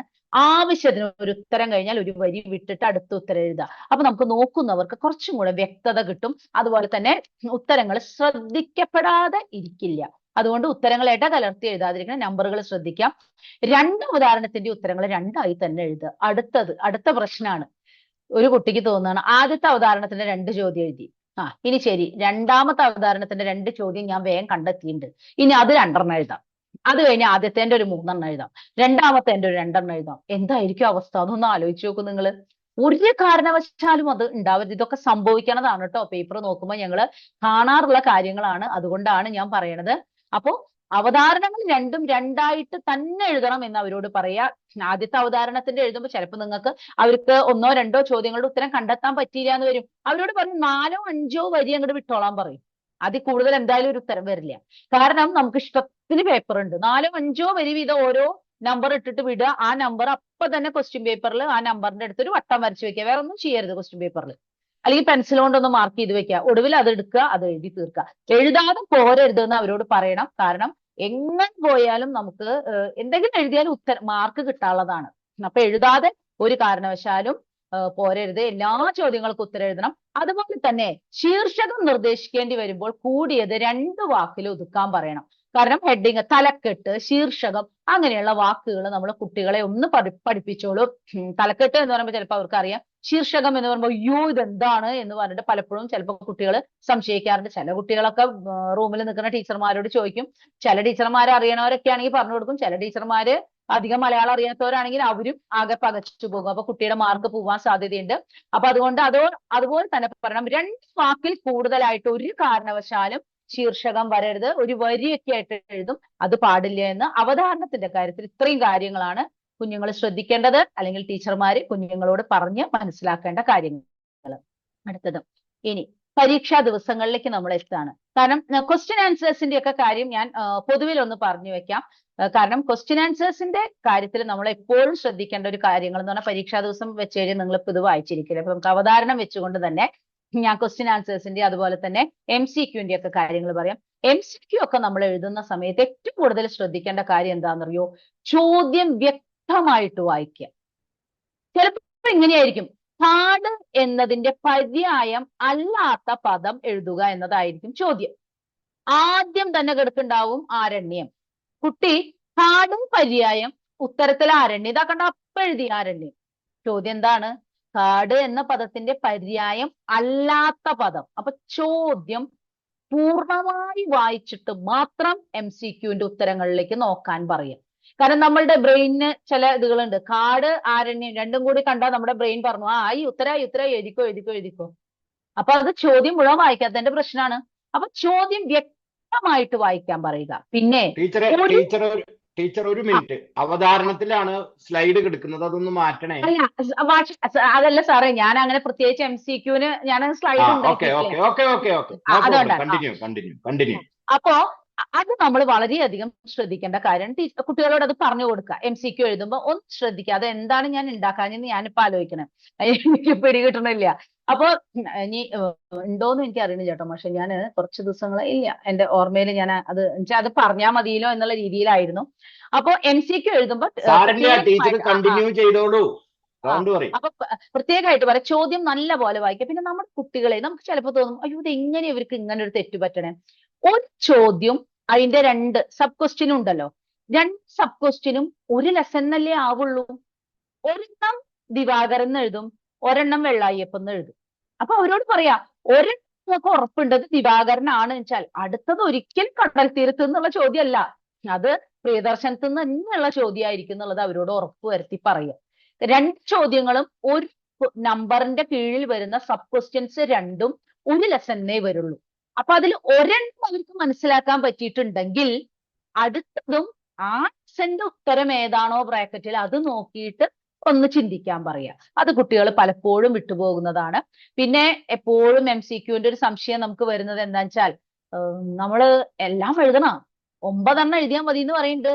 12 എഴുതി എന്താ കുഴപ്പമൊന്നുമില്ല, 12 വേണമെങ്കിൽ കുട്ടി എഴുതിക്കോട്ടെ. പക്ഷെ ഒരു കാര്യം കുട്ടികളോട് പറയാം, അവർക്ക് ഉറപ്പുള്ള 9 ആദ്യം എഴുതാൻ പറയും. ഉറപ്പുള്ള 9 × 2 18 ആദ്യം എഴുതിക്കോട്ടെ. അത് കഴിഞ്ഞിട്ട് അവർക്ക് സംശയമുള്ളത് എഴുതി വെച്ചോട്ടെ. ഇനിയിപ്പൊ എഴുതണമെന്ന് ആഗ്രഹമുണ്ടെങ്കിൽ, ഒരു കുട്ടിക്ക് തോന്നാണ് ഞാൻ എഴുതിയ 18 കറക്റ്റ് ആണ്, ഒരു മാറ്റം അതിലില്ല, വേണ്ട പിന്നെയുള്ളതൊന്നും എഴുതി നേരം കളയേണ്ട ആവശ്യമില്ല. പക്ഷെ ചില കുട്ടികൾക്ക് ഒരു തോന്നല, അടുത്തതും കൂടി ഒന്ന് എഴുതിയാലോ, എഴുതിക്കോട്ടെ കുഴപ്പമൊന്നുമില്ല, നമ്മൾ വേണ്ട എന്നൊന്നും പറയണ്ട. പക്ഷെ ഉറപ്പ് വരുത്തണം ആദ്യം എഴുതുന്ന 9 ആയിരിക്കണം അവരുടെ ചോയ്സ്. ഫസ്റ്റ് അവർക്ക് തോന്നുന്ന കറക്റ്റ് ഉത്തരങ്ങൾ തോന്നുന്നത് തന്നെ ആദ്യം എഴുതാൻ പറയാ. അപ്പൊ ആ നമ്പർ നമുക്ക് പ്രശ്നമില്ല. ഒന്നാമത്തെ ചോദ്യമാവും ചിലപ്പോൾ ഏറ്റവും ഒടുവിൽ എഴുതി ചേർക്കണത്, അതൊരു പ്രശ്നമില്ല. പക്ഷെ ഉള്ളത് നമ്പർ കൃത്യമായിട്ട് എഴുതുക, കൃത്യമായിട്ട് സബ് ക്വസ്റ്റ്യന്റെ നമ്പർ ഇടുക, ഉത്തരം എഴുതുക. അത് MCQ ശ്രദ്ധിക്കേണ്ട കാര്യമാണ്. ക്വസ്റ്റ്യൻ ആൻസേഴ്സ് വരുമ്പോൾ നമുക്ക് 3 ക്വസ്റ്റ്യൻ ആണ് എഴുതേണ്ടത്. 4 ലെസണിൽ നിന്ന് 3 ക്വസ്റ്റ്യൻ, 4 പദ്യത്തിൽ നിന്ന് 3 ക്വസ്റ്റ്യൻ. നമ്മള് 9th ഇത് തന്നെയാണ് അവസ്ഥ കേട്ടോ. അപ്പൊ 9th ആയാലും നമ്മൾ എന്ത് വേണമെന്നറിയോ, ഇവിടെ നമുക്ക് 12 വൺ വേർഡ് തന്നിട്ടായിരുന്നു 9 ആണെങ്കിൽ അവിടെ 10 വൺ വേർഡ് തന്നിട്ടായിരുന്നു 9 എഴുതാൻ പറയുന്നു. ഇതേ രീതി തന്നെ നമ്മൾ 9th പഠിപ്പിക്കുക. അതിന്റെ ഗുണം എന്താണെന്ന് വെച്ചാൽ 10th വരുമ്പോ അവർക്കൊരു ഇതൊക്കെ ഞങ്ങൾ അവിടെ ചെയ്ത് പഠിച്ചതാണെന്നുള്ള ആ ഒരു അറിവോട് കൂടി ഇവിടെ വരുമ്പോ കുറച്ചും കൂടി കാര്യങ്ങൾ നമുക്ക് എളുപ്പമായിരിക്കും. അല്ലാതെ 9 വഴിക്ക് എങ്ങനെയോ വിട്ടിട്ട് 10 വരുമ്പോ എല്ലാം കൂടി നിയന്ത്രിക്കാന്ന് വെച്ചാൽ ബുദ്ധിമുട്ടാണ്. നമ്മളുടെ ചെറിയ ക്ലാസ് തൊട്ട് തന്നെ ക്രമത്തിൽ പരീക്ഷ എഴുതാനും മാർജിനിൽ നമ്പർ ഇടാനും അങ്ങനെ കുട്ടികളെ ഒന്ന് പരിശീലിപ്പിച്ചു നോക്കൂ. അപ്പൊ നമുക്ക് 10th ക്ലാസ്സിൽ സത്യം പറഞ്ഞാൽ ഒന്നും ചെയ്യേണ്ടി വരില്ല. അത് അവര് അങ്ങനെ കറക്റ്റ് ആയി വന്നിട്ടുണ്ടായിരിക്കും. അപ്പൊ ക്വസ്റ്റ്യൻ ആൻസറിൽ എനിക്ക് ടീച്ചർമാർക്കായിട്ട് തരാനുള്ള ഒരു ഇതെന്ന് പറഞ്ഞാൽ, നമുക്കറിയാം നമ്മുടെ എല്ലാ കുട്ടികളും ഒരുപോലെ മിടുക്കന്മാരൊന്നും ആയിക്കൊള്ളണമെന്നില്ല. എല്ലാ കുട്ടികൾക്കും ഒരുപോലെ എല്ലാ ഉത്തരങ്ങളും അങ്ങ് മനസ്സിൽ വെച്ച് അത് പഠിക്കുവാനൊക്കെ ഉള്ള ഒരു കഴിവ് എല്ലാവർക്കും അങ്ങനെ ഒരുപോലെ ഉണ്ടായിക്കൊള്ളണമെന്നില്ല. അങ്ങനെയുള്ള കുട്ടികൾക്ക് കൊടുക്കാവുന്ന ചെറിയൊരു ഇത്, വലിയ ഉത്തരങ്ങൾ ചിലപ്പോൾ പഠിക്കാൻ കുറച്ച് ബുദ്ധിമുട്ട് കാണിക്കുന്ന കുട്ടികളുണ്ടാവും. അവരോട് അവർക്ക് ഏറ്റവും ബുദ്ധിമുട്ടുള്ള ഒരു ലെസനും ഏറ്റവും ബുദ്ധിമുട്ടുള്ള ഒരു പദ്യത്തിനെയും വലിയ ചോദ്യങ്ങൾ പഠിക്കണ്ടെന്ന് പറഞ്ഞു. പക്ഷെ ഒരു ഉറപ്പ് വരുത്തണം, ബാക്കിയുള്ള 4 എണ്ണത്തിലത്തെ അവർക്ക് പക്കയായിരിക്കണം. കാരണം 5 പഠിച്ചെത്തുന്നില്ല, 5 പഠിച്ചെത്താതെ ആ കുട്ടി പ്രശ്നമാവും എന്ന് തോന്നുന്നുണ്ടെങ്കിൽ, അത്രയും ബുദ്ധിമുട്ടായിട്ട് പറയുന്ന ഏതെങ്കിലും ലെസൺ ഉണ്ടെങ്കിൽ, അങ്ങനെ അത്രയും ബുദ്ധിമുട്ടുള്ള കുട്ടികൾക്ക് മാത്രമേ അത് ചെയ്യാവൂ കേട്ടോ. ടീച്ചേഴ്സിനോട് മാത്രമായിട്ട് ഞാൻ പറയണതാണ്. വളരെ നിവർത്തിയില്ല, എങ്ങനെ പോയാലും പഠിച്ചെത്തില്ല എന്നുണ്ടെങ്കിൽ, അല്ലെങ്കിൽ അവൾ എന്നുണ്ടെങ്കിൽ, അവരോട് മാത്രം രഹസ്യമായിട്ടെന്ന് പറയുന്നത്, നീ ഒരു കാര്യം ചെയ്യും, യുദ്ധത്തിന്റെ പരിണാമത്തിലെ ചോദ്യങ്ങൾ തീരെ പറ്റണില്ലെങ്കിൽ അത് വിട്ടോളൂ, പക്ഷെ ബാക്കി 4 പാഠങ്ങൾ എവിടുന്ന് വന്നാലും എഴുതാൻ കിട്ടണം. അപ്പോൾ 3 ചോദ്യങ്ങൾ എന്തായാലും എഴുതാൻ പറ്റും. അതേപോലെ തന്നെ പദ്യവും നമുക്ക് കൊടുക്കാം. കാരണം ചില കുട്ടികൾക്ക് 5 കൂടിയിട്ട് പഠിച്ചെത്താത്ത ചില കുട്ടികളുണ്ട്. അങ്ങനെ വളരെ ഒരു ഐക്യമൊക്കെ കുറഞ്ഞു നിൽക്കുന്ന കുട്ടികളോട് മാത്രം അങ്ങനെയുള്ള ഒരു ഐഡിയ പറഞ്ഞു കൊടുക്കുക. വേറെ അത് പൊതുവായിട്ട് ഒരിക്കലും ക്ലാസ്സിൽ പറയരുത് കേട്ടോ. അത് കേട്ടിട്ട് ചില ബിരുദന്മാർ എന്നാ നമ്മൾ പറയാണ്ട് തന്നെ ചെയ്യണവരുണ്ടാവും കേട്ടോ.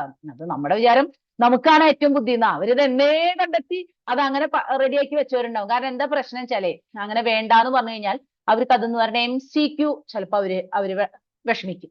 അതുകൊണ്ടാണ് നല്ല കുട്ടികളോട് ഒരിക്കലും അത് അങ്ങനെ പഠിക്കാൻ പറ്റുന്ന കുട്ടികളോട് പറയരുത്. നല്ലവരെന്നല്ല, പഠിക്കാൻ പറ്റുന്ന കുട്ടികൾ ഇത്തിരി ബുദ്ധിമുട്ട് കാണിക്കുന്നവർക്ക് മാത്രം കൊടുക്കാവുന്ന, ഏറ്റവും പരീക്ഷയുടെ അടുക്കെ മാത്രം കൊടുക്കാവുന്ന ഒരു ഓപ്ഷനാണിത്.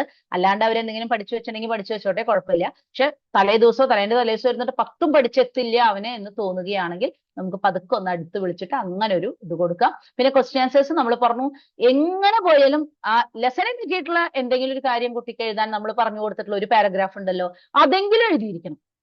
പിന്നെ ആ ലെസൺ എന്താണോ ആ കുട്ടിക്ക് മനസ്സിലായിട്ടുള്ളത്, ചോദ്യത്തിന്റെ ഉത്തരം ഒന്നും വേണ്ട, എന്താണോ ആ കുട്ടിക്ക് മനസ്സിലായത് അതും എഴുതി വെച്ചിട്ടേ പോരാവൂ എന്ന് പറയാ. ഒരു കാരണവശാലും ക്വസ്റ്റ്യൻ ആൻസേഴ്സിന്റെ ഭാഗം ഞാൻ എഴുതാതെ വന്നു എന്ന് പറയാൻ ഇടവരുത്തരുത് എന്ന് തന്നെ കുട്ടികളോട് പറയണം. കാരണം അത് വളരെ വളരെ ഇമ്പോർട്ടന്റ് ആയിട്ടുള്ള കാര്യമാണ്. പിന്നെ ഏതാണ്ട് ഒരു സമയക്രമവും നമുക്ക് കുട്ടികൾക്ക് കൊടുക്കാം. നമുക്കൊരു ആദ്യ അരമണിക്കൂറിൽ തന്നെ അവരുടെ കോംപ്രിഹെൻഷൻ പാസേജ് എങ്ങനെയായാലും എഴുതി കഴിക്കണം എന്ന് തന്നെ പറയാം. അതുപോലെ തന്നെ നമുക്കൊരു പിന്നത്തെ ഏതാണ്ട് ഒരു അരമണിക്കൂറിന്റെ ആവശ്യം വരില്ല. കാരണം ഒരു 7 ആ വാക്യത്തിൽ മാറ്റുക എന്നുള്ളതാണ്. അതും അതുപോലെ തന്നെ ആ ഗ്രാമർ പാർട്ടും കൂടിയിട്ട് ഏതാണ്ട് ഒരു അരമണിക്കൂറിൽ കഴിക്കാം. പിന്നെ ഏതാണ്ട് ഒരു 3/4 മണിക്കൂർ സമയം കൊണ്ട് നമുക്ക് അവരുടെ വൺ വേർഡുകൾ തീർത്തിട്ട് പിന്നെയുള്ള ഒരു ഏതാണ്ട് ഒരു മണിക്കൂർ സമയം കൊണ്ട് ക്വസ്റ്റ്യൻ ആൻസേഴ്സും അതുപോലെ എസ് വരുന്നുണ്ട്, എയും ഇതുപോലെ തീർക്കുകയാണെങ്കിൽ ഏതാണ്ട് ഒരു 1.25 കൂടിയിട്ട് നമുക്ക് കുട്ടികളോട് പരീക്ഷ എഴുതി തീർക്കാൻ പാകത്തിന് ഒരു പ്ലാൻ നമ്മൾ അവർക്ക് റെഡിയാക്കി കൊടുക്കുകയാണെങ്കിൽ ആദ്യത്തെ ഒരു അരമണിക്കൂറിൽ കോംപ്രിഹെൻഷൻ പാസേജ് സുഖമായിട്ട് തീരും. അതുപോലെ തന്നെ പിന്നത്തെ ഒരു അരമണിക്കൂറിൽ നമ്മളുടെ അങ്ങനെയുള്ള കാര്യങ്ങൾ, ശരിക്കും പറഞ്ഞാൽ കോംപ്രിഹെൻഷൻ പാസേജ് ആദ്യമേ തന്നെ ഉത്തരം കണ്ടെത്തി വെക്കുകയാണെങ്കിൽ ഒരു 20 മിനിറ്റിൽ അവർക്ക് തീർക്കാൻ പറ്റുന്നുണ്ടാവും. അപ്പൊ ഒരു 40 മിനിറ്റോട് കൂടിയിട്ട് ഉപന്യാസം, പത്രവാർത്ത, അതുപോലെ തന്നെ കത്ത് നമുക്ക് എഴുതി തീർക്കാൻ പറ്റും. പിന്നെ ഒരു അരമണിക്കൂർ സമയം കൊണ്ട് കുട്ടികളെ സംബന്ധിച്ച് ആ ഒരു വ്യാകരണം, അങ്കവാക്യം, അങ്കിവാക്യം ആ ഭാഗവും അതുപോലെ തന്നെ വിപരീതം, പര്യായം വരുന്ന ഭാഗങ്ങളും തീർക്കുകയാണെങ്കിൽ പിന്നത്തെ ഒരു മുക്കാൽ മണിക്കൂർ കൊണ്ട് 18 ക്വസ്റ്റ്യൻ ആൻസേഴ്സ് എഴുതുക. പിന്നത്തെ ഒരു മുക്കാൽ മണിക്കൂർ സമയം കൊണ്ട് അവർ അപ്പൊ ഏതാണ്ട് ഒരു 1:15 ആവുമ്പോഴേക്കും ക്വസ്റ്റ്യൻ ആൻസേഴ്സ് സഹിതം എഴുതി കഴിയും. അത് കഴിഞ്ഞു കഴിഞ്ഞാൽ അവരോട് 1/4 മണിക്കൂർ 15 മിനിറ്റ് അവർക്ക് എന്തായാലും ചെക്ക് ചെയ്യാൻ അവർക്ക് വേണം. വേറൊന്നിനല്ല, അവർ ഏതെങ്കിലും ഒരു ഉത്തരം എഴുതാതെ വിട്ടിട്ടുണ്ടെങ്കിലും എഴുതിയതിൽ തന്നെ എന്തെങ്കിലും ഒന്ന് വിട്ടുപോയിട്ടുണ്ടെങ്കിലും നമ്പർ ഇടാൻ മറന്നിട്ടുണ്ടെങ്കിലും ഒക്കെ ഒന്ന് ചെക്ക് ചെയ്യാൻ പറയാം. അല്ലാണ്ട് അവസാന നിമിഷം വരെ ഇരുന്ന് ഇങ്ങനെ എഴുതി പോവാൻ ഇടവരരുത്. ഈ ഒരു സമയക്രമം ചെറുതായിട്ടെങ്കിലും അവരോട് പാലിച്ചു പോവാൻ പറയാം. അപ്പൊ അവർക്ക് ഏതാണ്ട് അത് നമ്മൾ ഇതുവരെയുള്ള പരീക്ഷകളിൽ അത് ചെയ്തിട്ടുണ്ടെങ്കിൽ കുറച്ചും കൂടി എളുപ്പമാവും. അല്ലാണ്ട് പെട്ടെന്ന് പറഞ്ഞാൽ ബുദ്ധിമുട്ടായിരിക്കും. എന്നാലും കുട്ടികളോട് പറയും വേണമെങ്കിൽ ഒന്ന് വീട്ടിലേക്ക് ഒരു ക്വസ്റ്റ്യൻ പേപ്പർ കൊണ്ടുപോയിട്ട് ഏതാണ്ട് ഇങ്ങനെ ഒരു സമയക്രമം കണക്കാക്കിയിട്ട് ഒരു 3 മണിക്കൂർ വീട്ടിലിരുന്നിട്ട് ഒന്ന് എഴുതി നോക്കൂ. ഇനി നമ്മൾ മോഡൽ എക്സാം സ്കൂളിൽ നടത്തുന്നില്ലെങ്കിൽ ഉണ്ടെങ്കിൽ നമുക്ക് അപ്പോഴേ അവരോട് പറഞ്ഞു കൊടുക്കാം. അതൊന്ന് നമുക്ക് ശ്രദ്ധിക്കാം. ഇനി പരീക്ഷാ ദിവസങ്ങളിൽ നമ്മൾ നമ്മുടെ കുട്ടികൾക്ക് കൊടുക്കേണ്ട കുറച്ച്, അത് ജനറൽ ആയിട്ടാണ് കേട്ടോ, അത് മലയാളം പരീക്ഷയ്ക്ക് എന്നല്ല, മൊത്തത്തിൽ ഞാൻ എൻ്റെ ഒരു അനുഭവത്തിൽ നിന്ന് പറയാണ്, അമിതമായിട്ട് ഉറക്കം നഷ്ടപ്പെടുത്തി പഠിക്കരുത്. പല കുട്ടികളും ചെയ്യുന്ന കാര്യമാണ്. പരീക്ഷ അങ്ങോട്ട് അടുക്കുമ്പോൾ ഉറക്കമില്ല, 2 മണി വരെ 3 മണി വരെ എന്നിട്ട് എന്തുണ്ടാവും, പരീക്ഷാ ഹാളിൽ ഇരിക്കുമ്പോഴേ അവരാകെ ബ്ലാങ്ക് ആവും. അവരുടെ ഉറക്കം എന്ന് പറയുന്നത് വളരെ പ്രധാനപ്പെട്ട ഒരു കാര്യമാണ്. ആ ഉറക്കം നഷ്ടപ്പെടുത്തി പരീക്ഷയ്ക്ക് വന്നു കഴിഞ്ഞാൽ അവരാകെ ബ്ലാങ്ക് ആയി പോകും. കണ്ണിലിരുട്ട് കയറലും തലചുറ്റലും ഒന്നും അവര് വേണ്ട പോലെ എഴുതാൻ സാധിക്കില്ല. അപ്പൊ അതുകൊണ്ട് നമ്മൾ ഒരു പരീക്ഷാ ദിവസങ്ങളിലൊക്കെ ആവുമ്പോൾ ഒരു 10, കൂടിപ്പോയ 10:30 കുട്ടി കിടന്നിരിക്കണം. ഒരു 5:30 വരെ എങ്ങനെയും കുട്ടി ഉറങ്ങിയിരിക്കണം. അല്ലാതെ അത് രക്ഷിതാക്കളോട് ഉറപ്പ് വരുത്താൻ പറയണം. ചില കുട്ടികൾക്ക് ടെൻഷൻ കൂടിയിട്ട് അവർ രാത്രി ഉറങ്ങാതിരിക്കുന്ന ഒരു പ്രവണത കാണുന്നുണ്ട്. അതൊരിക്കലും അനുവദിക്കരുത്.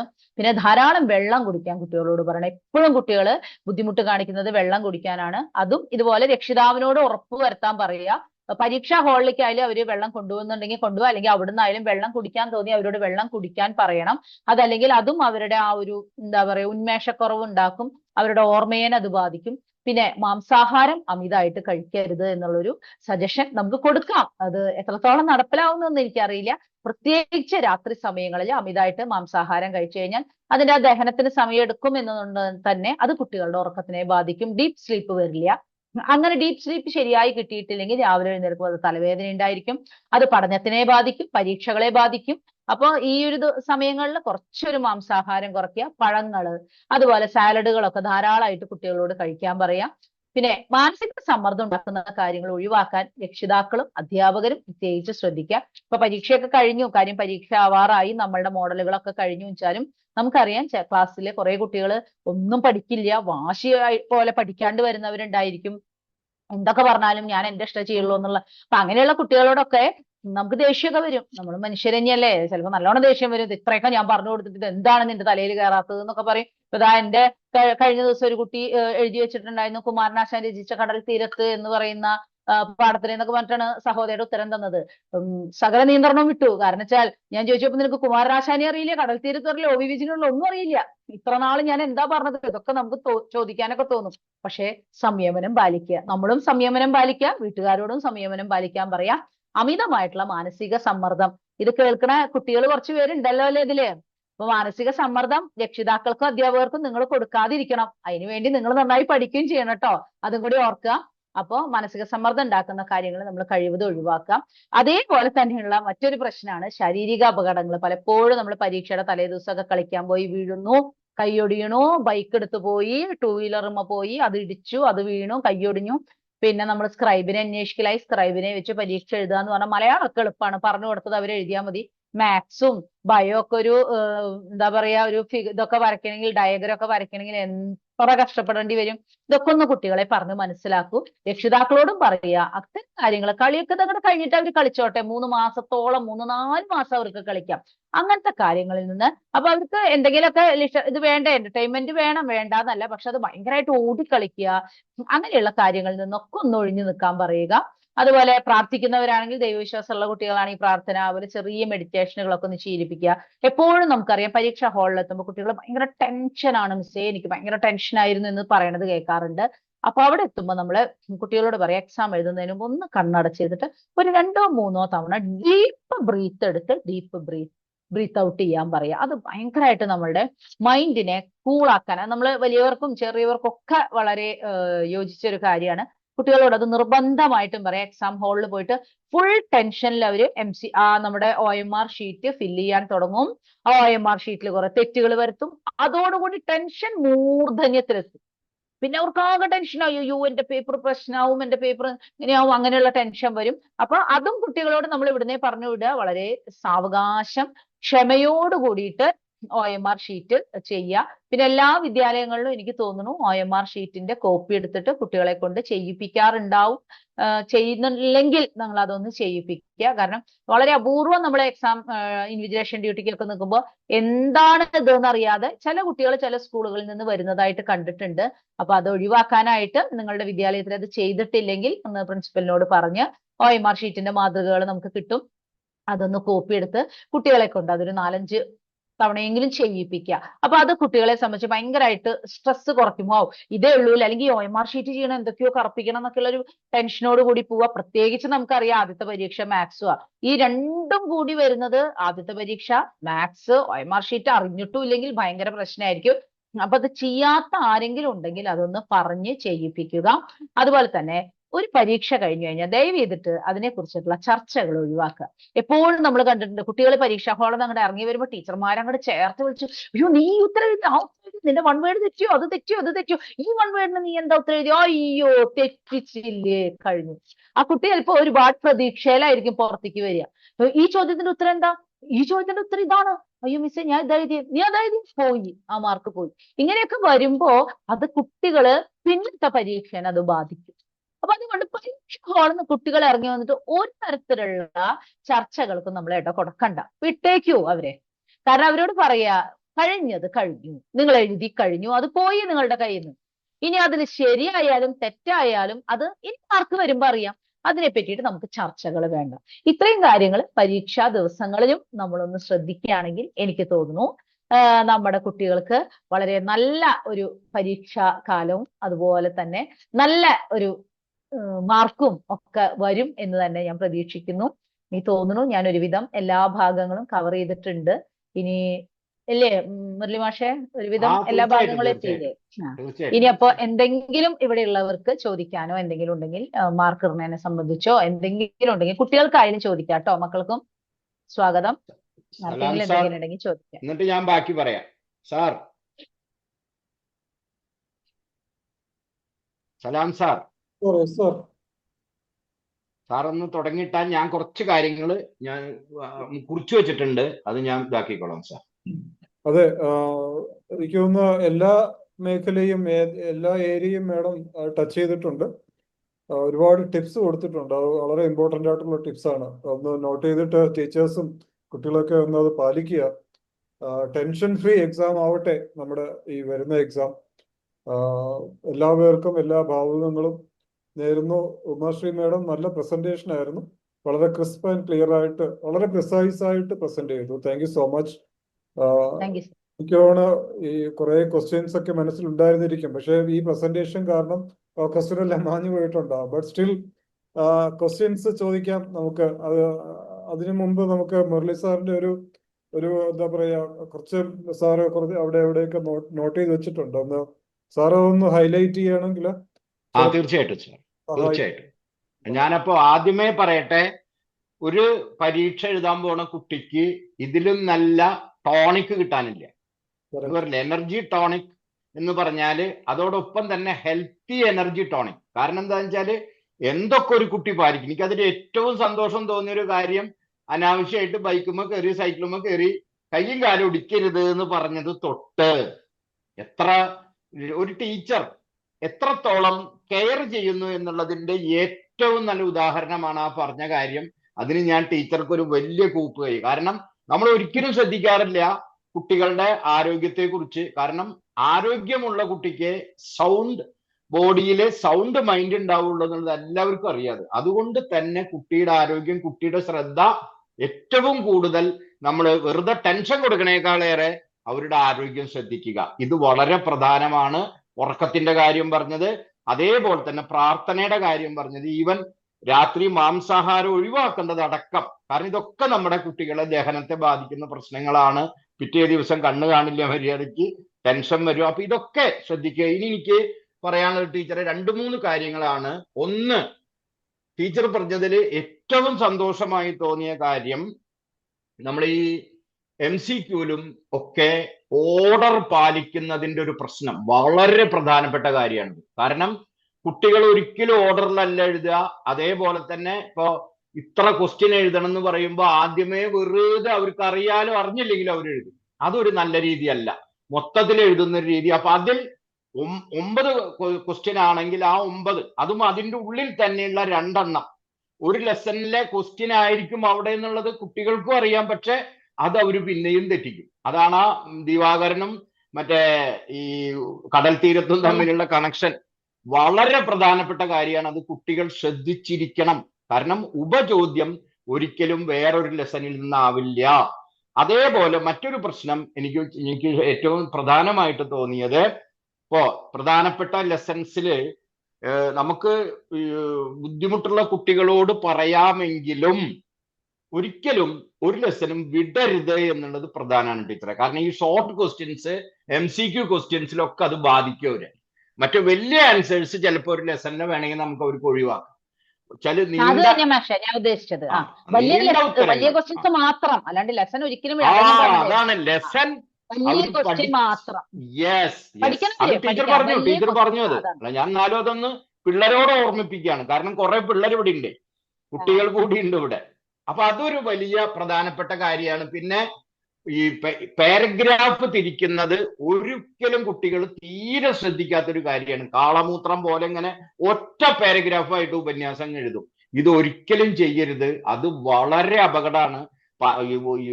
മറ്റേ ആമുഖം, ഉപസംഹാരം, അതിന്റെ ഇടയിലുള്ള 3 പാരഗ്രാഫ്, അത് മറ്റേ കത്തിലാവുമ്പോ അത് 3 എണ്ണം മതി. നമ്മൾ ടീച്ചർ പറഞ്ഞു ശരിക്കത്.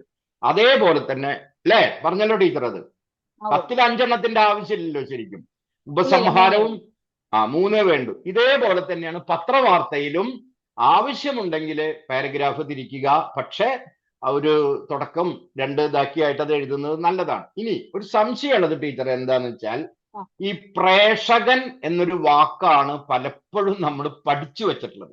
പല കുട്ടികളും പലയിടത്തും നമ്മൾ കണ്ടിട്ടുള്ള വാക്കും. പക്ഷെ പ്രേഷിതൻ എന്ന് ഇപ്പോ ടീച്ചർ ഉപയോഗിച്ച വാക്കുണ്ടല്ലോ, പ്രേഷിതൻ, പ്രേക്ഷകൻ. അപ്പൊ ഈ 2 വാക്കുകള് പ്രേക്ഷകൻ പഠിച്ച കുട്ടികൾക്ക് എനിക്ക് തോന്നുന്നു അത് എഴുതിയാലും ഒരു പ്രശ്നമില്ല, അത് കറക്റ്റ് തന്നെയാണല്ലോ, അയക്കുന്ന കാരണം പല കുട്ടികളും പ്രേഷിതൻ എന്ന അത് തന്നെ അതൊന്ന് പിള്ളേരെ അറിഞ്ഞിരിക്കണം. കാരണം എന്താന്ന് വെച്ചാൽ ചില കുട്ടികൾ ചിലപ്പോ പ്രേക്ഷകനാവും, ഇനിയിപ്പോ അത് പ്രേഷിതനാക്കണമെന്നുള്ള സംശയം ഉണ്ടാവും. അതിന്റെ ആവശ്യമില്ല, പ്രേക്ഷകൻ തന്നെ എഴുതിയാൽ മതി. പക്ഷെ ആവരുത് എന്നുള്ളൊരു പ്രശ്നമാണ്. ഇതേപോലെ ടീച്ചർ പറഞ്ഞതിൽ ഒരു കാര്യം കുട്ടികളെ ഏറ്റവും കൂടുതൽ ശ്രദ്ധിക്കേണ്ടത്, ഓരോ ആൻസർ കഴിയുമ്പോൾ ഒരു വരി വിട്ടു കഴിഞ്ഞാൽ ഇത് വളരെയധികം നിങ്ങളെ സഹായിക്കും. കാരണം ടീച്ചർക്ക് ആൻസർ വായിക്കുന്ന ടീച്ചർക്ക് അത് എന്തൊരു സുഖമാണെന്നറിയോ ശരിക്കത്. ചില സ്പേസ് ബിറ്റ്വീൻ ആൻസേഴ്സ് ഉണ്ടായി കഴിഞ്ഞാൽ അപ്പൊ അവിടെ ഒരിടം വിട്ടുപോയാൽ തന്നെ നമുക്കത് ആഡ് ചെയ്യാൻ പറ്റും. അതേപോലെ തന്നെ വൃത്തി ഉണ്ടാവും അത് കാണാൻ. കാരണം നമ്മൾ ഈ നോട്ട്സ് എഴുതുമ്പോൾ തന്നെ നമ്മൾ ശ്രദ്ധിക്കാറുണ്ട് ഒരു വരി വിട്ട് എഴുതുന്ന ഒരു രീതി അല്ലെ? അത് നല്ലതല്ലേ ടീച്ചറെ? അത് ശരിക്കും വളരെ വളരെ വളരെ നല്ലതാ സാർ. കാരണം ഏറ്റവും പ്രധാനപ്പെട്ട ഒരു കാര്യമാണ് അത്. കുട്ടികൾ പലപ്പോഴും ഈ എല്ലാ കുട്ടികളുടെയും ഏറ്റവും നല്ല ഹാൻഡ് റൈറ്റിംഗ് ഒന്നും ആവണമെന്നില്ല. അപ്പൊ അതുകൊണ്ട് അത് വളരെയധികം ശ്രദ്ധിക്കേണ്ട കാര്യമാണ്. അതേപോലെ തന്നെ എനിക്ക് പിന്നെ ഒരുവിധം ടീച്ചർ എല്ലാ കാര്യങ്ങളും അതിൽ കവർ ചെയ്തിട്ടുണ്ട്. എനിക്ക് പറയാനുള്ളത് ഏറ്റവും നല്ല രീതിയിൽ ഈ ഒരു ടിപ്സിനെ ഏറ്റവും നന്നായിട്ട് ഉപയോഗിക്കാൻ പറ്റണം. അപ്പോഴാണ് ഈ കുട്ടികളെ സംബന്ധിച്ചിടത്തോളം അതിന്റെ ഏറ്റവും നല്ല എന്താ പറയുക പ്രയോജനം ചെയ്യാൻ പറ്റുക. ആ പ്രയോജനത്തില് കുട്ടികള് വളരെയധികം ശ്രദ്ധിക്കണം എന്നാണ് എനിക്ക് പറയാനുള്ളത്. എന്തായാലും ഈ ഒരു ക്ലാസ് പരീക്ഷ ഇങ്ങനെ അടുത്തിരിക്കുന്ന സമയത്ത് കുട്ടികൾക്ക് ഏറ്റവും നല്ല, കാരണം ഇനി ഇത് എങ്ങനെയാ പറയേണ്ടതെന്ന് എനിക്കറിയില്ല, അത്രയ്ക്ക് നന്നായിട്ട് അത് ടീച്ചർ അവതരിപ്പിച്ചിട്ടുണ്ട്. ആ കാര്യത്തിൽ ടീച്ചറോട് എനിക്കുള്ള നന്ദി കൂടി. കാരണം എന്ന് വെച്ചാൽ മക്കളാണ് നമ്മുടെ ഏറ്റവും വലിയ സമ്പത്ത്. അവർക്കൊരു വിഷമം ഉണ്ടാവരുത്. അവർക്ക് ഏറ്റവും നല്ല രീതിയിൽ പരീക്ഷ എഴുതാൻ പറ്റണം. അതേപോലെ ഈ ക്വസ്റ്റ്യൻ പരീക്ഷ കഴിഞ്ഞതിനെ കുറിച്ചുള്ള ഡിസ്കഷൻ പരിപൂർണമായി മറ്റേ പാരന്റ്സ് ആയാലും ടീച്ചേഴ്സ് ആയാലും മോശമൊന്നുമില്ല. എന്റെ സബ്ജക്ട് എന്നൊരു വിചാരമുണ്ട്. ബയോളജി നീ എങ്ങനെ എഴുതി, മാത്സ് എങ്ങനെ എഴുതി, അത് നിർത്തണം. അത് ഭയങ്കര അപകടമാണ് ശരിക്കും. കുട്ടികളിൽ അത് ഭയങ്കര ഡിസപ്പോയിന്റഡ് ആവും, അവര് ഡെസ്പാവും, അവർക്ക് അടുത്ത ദിവസത്തെ അത് ബാധിക്കും. അതുകൊണ്ട് അത് ഒഴിവാക്കുക തന്നെ വേണം. പാരന്റ്സും അത് ശ്രദ്ധിക്കണം. വളരെ പ്രധാനമായിട്ട് പാരന്റ്സും ശ്രദ്ധിക്കേണ്ട ഒരു കാര്യമാണ്. മൊത്തത്തിൽ ഈ ഒരു ക്ലാസ് ഏറ്റവും നന്നായി പ്രയോജനപ്പെടുത്താൻ കുട്ടികളോടും ടീച്ചേഴ്സിനോടും പാരന്റ്സിനോടും രക്ഷിതാക്കളോടും ഞാൻ പറയുകയാണ്, അത്രയ്ക്ക് വിലപ്പെട്ടൊരു ക്ലാസ് ആണ്. പരീക്ഷയ്ക്ക് മുമ്പ് നിങ്ങൾക്ക് കിട്ടാവുന്ന ഇതിലും നല്ലൊരു ഔഷധം വേറെയില്ല. അതിന് ഇത് നമുക്ക് തന്ന ടീച്ചറോടുള്ള എല്ലാ സ്നേഹവും ബഹുമാനവും എന്താ പറയാ ആദരവും ഒക്കെ ഞാൻ അറിയിക്കുന്നു. It was wonderful class, very useful, ഒരു സംശയവും ഇല്ല. Sir thank you. Salam sir. സാറിന്റെ ഒബ്സർവേഷൻ വളരെ കറക്റ്റ് ആണ്. അതിനോട് പൂർണ്ണമായും യോജിച്ചുകൊണ്ട് തന്നെ പറയുകയാണ്. ഉമാ മാഡത്തിന്റെ ക്ലാസ് വളരെ വളരെ വളരെ എക്സലന്റ് ആയിരുന്നു. Thank you sir. Super class എന്നൊക്കെ കമന്റ് ചെയ്തിട്ടുണ്ട്. മോഹൻദാസ് സാറിന്റെ ഒബ്സർവേഷൻ. ഒറ്റ മിനിറ്റ് സാർ, ഒരൊറ്റ വാക്കും കൂടി, ഒറ്റ വാക്ക്. ഞാനത് എഴുതി വെച്ചത് മറന്നുപോയതാ.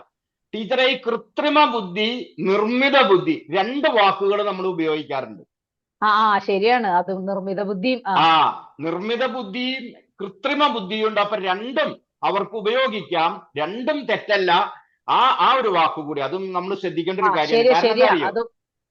പിള്ളേര് നിർമ്മിത ബുദ്ധി എന്ന് പഠിച്ചിട്ടുണ്ടാവും, നമ്മള് കൃത്രിമ ബുദ്ധി എന്ന് പറയുമ്പോൾ പിള്ളേർക്ക് കൺഫ്യൂഷൻ ആവും. അത് രണ്ടും അതാ ഞാൻ പറഞ്ഞ, അങ്ങനെയുള്ള എല്ലാ വാക്കുകളും അവരിലേക്ക് എത്തിക്കണം നമുക്ക്. തീർച്ചയായിട്ടും. അപ്പൊ ആ വാക്കുകൂടി ഒന്ന് ശ്രദ്ധിക്കുക. മോഹൻദാസ് സാറിന് കണ്ടിന്യൂ ചെയ്യാം സാർ. എല്ലാവരും പറഞ്ഞു. തീർച്ചയായിട്ടും എല്ലാ മേഖലയും കുട്ടികളുടെ ഈ ശാരീരികവും മാനസികവുമായ എല്ലാ മേഖലകളിലും ടീച്ചർ കൈവച്ച് കഴിഞ്ഞു. അത് വളരെ നല്ലൊരു കാര്യമാണ്. പ്രത്യേകിച്ച് ഈ പരീക്ഷാ സന്ദർഭത്തിൽ ഇത് കേട്ടിരിക്കുന്ന അധ്യാപകർക്കും അതുപോലെ വിദ്യാർത്ഥികൾക്കും ഇത് വളരെയധികം പ്രയോജനം ചെയ്യും. കാര്യം അതുകൊണ്ട് തന്നെയാണ് നമ്മളിങ്ങനെ ഒരു ഉദ്യമത്തിന് ഒരു ശ്രമം നടത്തിയത് തന്നെ അതുകൊണ്ടാണ്. പിന്നെ ഒരു സംശയം എന്ന് പറഞ്ഞാൽ, ഈ ഗൾഫ് രാജ്യങ്ങളിലെ കുട്ടികൾക്ക് ഈ പൊതുവെ എഴുത്തിന്റെ വേഗത കുറവാണ്. അപ്പോൾ നമ്മൾ ഈ ഉപന്യാസമൊക്കെ നമ്മൾ 2 പേജിൽ ഒതുക്കാനാണ് പറഞ്ഞിരിക്കുന്നത്. കാരണം 200 വേർഡ് എന്നുള്ള നിലയിൽ ഒരു 2 പേജിൽ ഒതുക്കിയാൽ മാത്രമേ അവർക്ക് അത് മറ്റുള്ളവരെ കംപ്ലീറ്റ് ചെയ്യും. ഇപ്പൊ തന്നെ നമ്മൾ സ്കൂളിൽ 2 പ്രീ ബോർഡ് പരീക്ഷ നടന്നിട്ട് പല കുട്ടികളും അത് എല്ലാ ചോദ്യങ്ങൾ അറിയാമായിരുന്നിട്ട് പോലും അവർക്ക് കംപ്ലീറ്റ് ചെയ്യാൻ കഴിയാത്ത ഒരു അവസ്ഥയാണ്.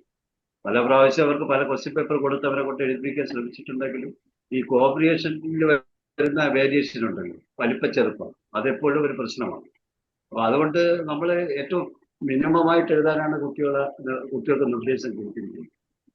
അല്ല, അത് മതി പക്ഷേ, അത് കുഴപ്പമില്ല. കാരണം അത് 3 പേജ് എഴുതിയിട്ട് ബാക്കിയെല്ലാം എഴുതി എത്താതിരിക്കുന്നതിനേക്കാൾ ഭേദം ഇത്തിരി കുറയ്ക്കല്ലേ. കൂടി പോയ ഒരു മാർക്ക് കുറയും, അത്രേ ഉള്ളൂ പക്ഷേ, അത്രേ ഉള്ളൂ. കാരണം നമ്മൾ സത്യം ഇപ്പൊ ഇവിടെ കുട്ടികൾ ഇരിക്കുന്നതുകൊണ്ടാണ് എനിക്ക് വിഷമം പറയാൻ. നമ്മള് വിദ്യാലയത്തിൽ മാർക്കിടുന്നതും നമ്മൾ ബോർഡ് എക്സാമിന് മാർക്കിടുന്നതൊക്കെ നമുക്ക് ചിലപ്പോ അയ്യോ അങ്ങനെയാണ് നമ്മൾ മാർക്കിടുക. അപ്പൊ അതൊന്നും പേടിക്കാനില്ല. ഒരുവിധം ആ 2 പേജ് തന്നെ കുട്ടി ഒരുവിധം പോയിന്റ്സ് കവർ ചെയ്ത് പോയിട്ടുണ്ടെങ്കിൽ 5-ൽ ചിലപ്പോ 4ഉം 4.5 കിട്ടിയെന്ന് വരും. ഒരു പ്രശ്നം ഉണ്ടാവില്ല സാറേ. ടീച്ചറെ, പത്രവാർത്തയുടെ ഒരു ചോദ്യം ആരോ ചോദിച്ചിട്ടുണ്ട് സാർ. 3 പാരഗ്രാഫ്, അത് 3 മതി. അല്ല, പാരഗ്രാഫ് തന്നെ ഇല്ല നമുക്ക്. ചിലവരത് അതായത് ആദ്യം അതിൽ പറഞ്ഞിരിക്കുന്ന പത്രവാർത്തയെ കുറിച്ച് പറഞ്ഞിരിക്കുന്ന ആദ്യം എന്ന് പറഞ്ഞാൽ ആ പത്രവാർത്തയുടെ ഒരു സമ്മറി, ആ ക്വസ്റ്റ്യന്റെ ഒരു സമ്മറി ആദ്യ പാരഗ്രാഫും, പിന്നെ ആര് എപ്പോൾ എന്തെന്നുള്ള അങ്ങനെ ഒരു ഉണ്ടല്ലോ അത് വിശദീകരണം രണ്ടാമത്, പിന്നെ അതിന്റെ ഒരു ഇമ്പാക്ട് എന്നുള്ള നിലയിൽ 3rd പാരഗ്രാഫ് എന്നിങ്ങനെ പറയാറുണ്ട്. ഞാൻ അവരെനിക്ക് ചോദ്യം കണ്ടപ്പോ ഞാനൊന്ന് വന്നിട്ടുണ്ട്. ഉപന്യാസത്തിലെ പ്രധാന ആശയങ്ങൾ ചെയ്യുന്നത് കൊണ്ട് യാതൊരു തെറ്റൂല. പക്ഷെ നമ്മൾ ചെയ്യാൻ പറയുമ്പോ എന്താണെന്ന് വെച്ചാൽ അത് 1.25 ശേഷം എന്ന് പറയൂ. പരീക്ഷ എഴുതി കഴിഞ്ഞതിന് ശേഷം മാത്രമേ പറയാൻ പാടുള്ളൂ. അല്ലെങ്കിൽ കുട്ടികൾ ചിലപ്പോൾ അത് ലൈൻ ചെയ്യാനിരുന്നിട്ട് അത് അവരുടെ എഴുതാനുള്ള സമയത്തിനെ ബാധിക്കും. ചെയ്യുന്നതുകൊണ്ട് ഒരു പ്രശ്നവും ഇല്ല കേട്ടോ. ചെയ്യാതിരിക്കുന്നതുകൊണ്ട് പ്രശ്നമില്ലല്ലോ. ഇല്ല, രണ്ടുമില്ല, ഒരു പ്രശ്നം. ഞാൻ ചെയ്യാണ്ടെന്നാണ് കാര്യം. അതിനൂടെ സമയം പോയി കിട്ടും. നമ്മൾ 100 പേപ്പർ നോക്കുമ്പോൾ ചിലപ്പോൾ 1 കുട്ടിയോ 2 കുട്ടിയോ മറ്റോ ചെയ്തിട്ടുണ്ടാവുള്ളൂ. അത് നമ്മളെ ബാധിക്കാറേ ഇല്ല, വാല്യുവേഷനെ ബാധിക്കേ ഇല്ല. അത് എന്തായാലും വളരെ സന്തോഷം. കുട്ടികൾക്കൊരു ആശ്വാസം. ഇതിപ്പോ കേട്ടപ്പോ പരീക്ഷ അത്ര വലിയ പേടിയോടുകൂടി സമീപിക്കേണ്ടതല്ല എന്നൊരു ബോധ്യം കൂടി കുട്ടികൾക്ക് ഉണ്ടായതിൽ വളരെയധികം സന്തോഷം. ടീച്ചർ ആ രീതിയിൽ ആരെങ്കിലും നമ്മുടെ ചോദ്യം കാര്യങ്ങൾ ഉണ്ടോ? അവതരിപ്പിക്കും. വിദ്യാലയത്തിന്റെ പേരൊന്നും ഒരിക്കലും എഴുതാൻ പാടില്ല. എക്സ് വിദ്യാലയം എന്നൊന്നും എഴുതേണ്ട കാര്യമില്ല. അവനവന്റെ ഐഡന്റിറ്റി ഒരിക്കലും വെളിപ്പെടുത്തുന്നതാണ് അല്ലെ സാർ, ടീച്ചർ പിന്നെ ഒരു പറഞ്ഞത്. സംശയം സാറ്, ആ മുരളി സാർ, എനിക്കൊരു ആ സംശയം. നമ്മള് കത്തെഴുതുമ്പോൾ നമ്മള് ആരാണെന്ന് സൂചിപ്പിക്കുന്ന രീതിയിൽ ഫസ്റ്റ് പാരഗ്രാഫിൽ സൂചന കൊടുക്കണം. ആരെന്ന് പറഞ്ഞാൽ നമ്മളെ വ്യക്തിയല്ലേ. ഇപ്പൊ ചിലപ്പോൾ ഒരു സ്ഥാനപ്പേരാണെങ്കിൽ ഞാൻ ഇന്ന പഞ്ചായത്തിലുള്ള ഏതെങ്കിലും പഞ്ചായത്തിലുള്ള ഒരു പ്രസിഡന്റ് ആണ്, അല്ലെങ്കിൽ പൗരസമിതി പ്രസിഡന്റ് ആണ് എന്ന് പറഞ്ഞ് തുടങ്ങുന്നത് നമ്മൾ സെൽഫ് ഇൻട്രൊഡക്ഷൻ. നമ്മളൊരു അത് വേണ്ട. അല്ല, കത്തെഴുതുമ്പോൾ അത് എപ്പോഴും ഒരു അതാണ് അനോണിമസ് സാറേ. ആവരുതല്ലോ. ചില സ്കൂളുകൾക്ക് അതൊരു കോഡ് പോലെയാണ്. തൃശ്ശൂര് ഞാൻ ചില സ്കൂളുകൾ കോഡ്. കണ്ടിട്ടുണ്ട്. അതായത് അത് ശരി. ABC പഞ്ചായത്തിലെ അല്ലെങ്കിൽ 4 സ്റ്റാർ അങ്ങനെയൊക്കെയുള്ള ആളുകളുണ്ട് കേട്ടോ. 4 അത് സ്റ്റാർ ശരി. ഉണ്ടാ ഇത് നമ്മുടെ പിള്ളേരാണല്ലോ എന്ന് പറയുന്ന രീതിയിലുണ്ട്. അങ്ങനെ എന്തെങ്കിലും ചെയ്താലും മതി സാറേ. അതില് ഇപ്പൊ ഒരു അങ്ങനെ ജില്ലയൊക്കെ പറഞ്ഞിട്ട് ഒരു നിർബന്ധമില്ല. ജില്ലയിൽ താമസിക്കുന്ന ഒരു പൗരനാണ് അതൊന്നും ഞാൻ ഒരു കുഴപ്പമില്ല എന്നെഴുതാം. മാഷേ. അങ്ങനെയൊക്കെ ജില്ലയൊക്കെ എഴുതിയാൽ എഴുതാം. അതൊന്നും കുഴപ്പമില്ല. അതൊന്നും മറ്റേതെന്ന് പറഞ്ഞു കുഴപ്പമില്ല. കഴിഞ്ഞാൽ കൃത്യമായിട്ട് സ്കൂളിന്റെ പേരും അഡ്രസ്സും ഒക്കെ എഴുതി വരുന്നിടത്ത് മാത്രമേ നമ്മൾ അങ്ങനെ അതാണ് പറയുള്ളൂ. പിന്നെ അതാണ് വീട്ടിൽ അത്രേ ഐഡന്റിറ്റി ഉള്ളൂ. ഒഴിവാക്കുക. അത് തീർച്ചയായിട്ടും. ചെറുതായിട്ടൊക്കെ ജില്ലയൊക്കെ വരണോണ്ടൊന്നും ഒരു കുഴപ്പമില്ല മാഷെ. അതൊന്നും പ്രശ്നമില്ല. അതുപോലെ പിൻകോഡ് XXX എന്നിടാമോ എന്നാണ് അടുത്ത ചോദ്യം. പിൻകോഡ് എന്ന് എഴുതിയാൽ മതി. അവിടെ നമ്മൾ പിൻകോഡ് അങ്ങനെ എഴുതേണ്ട കാര്യമേ ഇല്ല. പിൻകോഡ് എന്ന് മാത്രം ഇത് എഴുതിയാൽ മലയാളത്തിൽ എഴുതുക, മതി. അത്രയേ ആ ഉള്ളൂ. മലയാളത്തിൽ പിൻകോഡ് എന്ന് എഴുതാം. അല്ലാണ്ട് ഇപ്പൊ നമ്മൾ സ്വീകർത്താവിന്റെ അഡ്രസ് ആയാലും അയ്യോ തിരുവനന്തപുരത്തുള്ള മന്ത്രിക്കാണ് കത്ത് എഴുതണത്, ബാക്കിയൊക്കെ ഇപ്പൊ നമ്മൾ എഴുതുന്നു സെക്രട്ടേറിയറ്റിന് എഴുതി, നമുക്കിപ്പോ തിരുവനന്തപുരത്തിന്റെ പിൻകോഡ് അറിഞ്ഞുകൊള്ളുന്നില്ലല്ലോ എന്ന് വെച്ചിട്ട് ഒരു കള്ള പിൻകോഡ് എഴുതേണ്ട ആവശ്യമില്ല. പിൻകോഡ് എന്ന് മാത്രം എഴുതി കഴിഞ്ഞോളൂ. കത്ത് എഴുതുമ്പോൾ സംബോധന കഴിഞ്ഞാണ് വിഷയം. നമ്മൾ ആദ്യ കാലഘട്ടത്തിൽ വിഷയം കഴിഞ്ഞിട്ടായിരുന്നു സംബോധന. അപ്പൊ അത് അങ്ങനെ തന്നെ എഴുതിയതുകൊണ്ടും അല്ല, ഇനി നിങ്ങൾ ഇങ്ങനെ എഴുതിയാലും തെറ്റ് എന്ന് പറയാനില്ല കേട്ടോ അതില്. യെസ്, അത് രണ്ടും കറക്റ്റാ.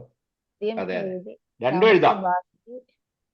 സംബോധന കഴിഞ്ഞിട്ട് MCQ വിഷയം. അറിയാവുന്ന ചോദ്യങ്ങൾ ആദ്യം എഴുതി രണ്ടാമത് ബാക്കി എഴുതിയാൽ കുഴപ്പമുണ്ടോ? അങ്ങനെ ചെയ്യുമ്പോൾ ഓർഡർ തെറ്റ് ചെയ്തുകൊണ്ട് പ്രശ്നമില്ല. കാരണം എപ്പോഴും നമ്മൾ MCQ ആ ഓർഡർ മാറ്റം വരുമല്ലോ. കാരണം MCQ നമ്മൾ 12 എണ്ണം കൊടുത്തിട്ട് അതില് നമ്മൾ 9 എണ്ണേ കുട്ടിയോട് എഴുതാൻ പറയുള്ളൂ. അപ്പൊ ഉറപ്പായിട്ടും ഓർഡറിൽ അത് എഴുതാൻ പറ്റില്ല. കാരണം കുട്ടി ഇപ്പൊ രണ്ടാമത്തെ MCQ കുട്ടി വിടുകയാണെങ്കിൽ ഉറപ്പായിട്ടും 1 കഴിഞ്ഞാൽ പിന്നെ 3 അല്ലേ വരുള്ളൂ. അതുകൊണ്ട് അത് നിങ്ങൾ പേടിക്കേ വേണ്ട. അത് ഓർഡർ മാറ്റി തന്നെ എഴുതിക്കോട്ടെ. പക്ഷെ ഞാൻ ഉദ്ദേശിച്ചത് വെച്ചാൽ MCQന്റെ ഇടയിൽ ക്വസ്റ്റ്യൻ ആൻസർ എഴുതുക, MCQന്റെ ഇടയിൽ അതാണ്. ഉദാഹരണം എഴുതുക, അത് ഒഴിവാക്കുക. അതാണ് ഒഴിവാക്കുക. സെക്ഷൻ സെക്ഷൻ അത് വളരെ പ്രധാനമാണ്. പത്രവാർത്ത ബോക്സിൽ ഇടുമ്പോ ഹെഡിങ് അതിന്റെ ഉള്ളിൽ തന്നെയാണ് വെക്കേണ്ടത് കേട്ടോ. ഹെഡിങ് ഉള്ളിൽ വെക്കണം കേട്ടോ. പിൻകോഡിന്റെ സൈഡിൽ വേണ്ട ബോക്സ് വരയ്ക്കൊന്നും വേണ്ട. അതിന്റെ ഒന്നും ആവശ്യമില്ല കേട്ടോ. പിൻകോഡ് അത്ര മാത്രമേ ആവശ്യമുള്ളൂ. ഒന്നും വേണ്ട, അങ്ങനത്തെ ഒന്നും വേണ്ട. നമുക്ക് അറിയണം. അതായത് ഒരു വിലാസം എഴുതുമ്പോൾ എന്തൊക്കെ ഘടകമാണ് അതിൽ വേണ്ടത് എന്ന് കുട്ടിക്ക് അറിയണം എന്നാണ്. സത്യം പറഞ്ഞാൽ അതും ഇനിയിപ്പോ ഔട്ട്ഡേറ്റഡ് ആയി. കാരണം വെച്ചാൽ ഇപ്പൊ നമ്മള് മെയിൽ ID മാത്രം അറിഞ്ഞാൽ മതി എന്നുള്ളതാണ്. പക്ഷെ ഇതൊക്കെ ആദ്യകാലത്ത് വന്നിട്ടുള്ളത് കൊണ്ടായിരിക്കണം. നമ്മളൊരു കത്ത് ഒരു പോസ്റ്റ് ചെയ്യുകയാണെങ്കിൽ ആ കവറുമ്പോൾ അല്ലെങ്കിൽ നമ്മൾ ഒരാൾക്ക് അഡ്രസ് ചെയ്ത് എഴുതുമ്പോൾ അതിന്റെ ഉള്ളിൽ എന്തൊക്കെ എഴുതണം, അത്രയൊക്കെ ഉദ്ദേശിക്കുന്നുള്ളൂ. അപ്പൊ അത് നമ്മൾ അത്രയേ ഉള്ളൂ. അല്ല ടീച്ചറെ, നമ്മുടെ പരീക്ഷ പേപ്പർ കണ്ടിട്ടാണ് കത്തുകൾ ഉണ്ടായിരുന്നു എന്ന് ആൾക്കാർ ഇപ്പോഴും വിശ്വസിക്കുന്നത്. അത് ശരിയാണ്. കോഴിക്കോട് എന്ന് എഴുതുന്നതുകൊണ്ടൊന്നും കുഴപ്പമില്ല കേട്ടോ. സ്പെസിഫിക് ആയിട്ട് ഒരു സ്ഥലം, ഒരു സ്കൂള് അങ്ങനെ എഴുതുമ്പോഴേ അതിലൊരു വ്യക്തത എന്നുള്ളൂ. കോഴിക്കോട് എന്ന് പറയുമ്പോൾ കോഴിക്കോട് എത്രയോ സ്ഥലങ്ങൾ അവിടെ ഇവിടെയൊക്കെ ഉണ്ട്. അപ്പൊ അത് ഏത് സ്ഥലമാണെന്നൊന്നും നമുക്ക് അങ്ങനെ വ്യക്തത കിട്ടില്ല. അത് പ്രശ്നമൊന്നുമില്ല. അല്ലാതെ ഇപ്പൊ കോഴിക്കോട് നമ്മളിപ്പോ സിൽവർ ഹിൽസ് സ്കൂൾ കോഴിക്കോട് അങ്ങനെ കൃത്യമായിട്ടൊക്കെ എഴുതി പോവാണെങ്കിൽ അയ്യോ അത് നമുക്ക് അറിയണം. ഞാൻ വെറുതെ ഒരു സ്കൂളിന്റെ പേര് പറഞ്ഞതാട്ടോ. എനിക്കത് അങ്ങനെ അറിയണില്ല. എന്തോ കേട്ടിട്ടുള്ള ഒരു സ്കൂളിന്റെ പറഞ്ഞേ ഉള്ളൂ. അങ്ങനെയൊന്നും വരരുത് മാത്രമേ ഉള്ളൂ കേട്ടോ. വേറെ എന്തെങ്കിലും സംശയം ഉണ്ടെങ്കിൽ ചോദിക്കണം, കുട്ടികളായാലും ടീച്ചേഴ്സ് ആയാലും. കാരണം ഇതൊരു അവസരമാണ്. എഴുതുന്നതിന് പകരം ഒന്ന് മൈക്ക് ഓൺ ചെയ്ത് ചോദിച്ചു നോക്കൂ. അതല്ലേ നല്ലത്. അതും ചോദിക്കാം, തീർച്ചയായിട്ടും. നിങ്ങളുടെ ശബ്ദം മാത്രമേ ഇവിടെ കേൾക്കണുള്ളൂ. മക്കൾക്ക് എന്താണ് ഇന്നത്തെ ക്ലാസ്സിനെ പറ്റി പറയാനുള്ളത്? ഏതെങ്കിലും ഒരു കുട്ടി അഭിപ്രായം പറഞ്ഞാൽ ബെസ്റ്റാണ്. മൈക്ക് തുറന്നിട്ട് സാറ് അൺമ്യൂട്ട് ചെയ്ത് തരും. കൈ ഉയർത്തിക്കോളൂ. കൈ ഉയർത്തിയാൽ സാറ് ശരിയാക്കി തരും. നിങ്ങൾ പേടിക്കണ്ട, നിങ്ങൾക്ക് സംസാരിക്കാം. നിങ്ങളുടെ ശബ്ദമാണ് ഞങ്ങൾക്ക് വേണ്ടത്, കുട്ടികളുടെ. കൂടുതലും അധ്യാപകരാണുള്ളത്, കുട്ടികൾ കുറച്ചേ ഉള്ളൂ തോന്നുന്നു. എനിവേ അധ്യാപകർക്കും പ്രൊനൗൺസ് ക്വസ്റ്റ്യൻ ആൻസർ. അതെന്താ സാറേ ക്വസ്റ്റ്യൻ ചോദിച്ചിട്ടുള്ളത്?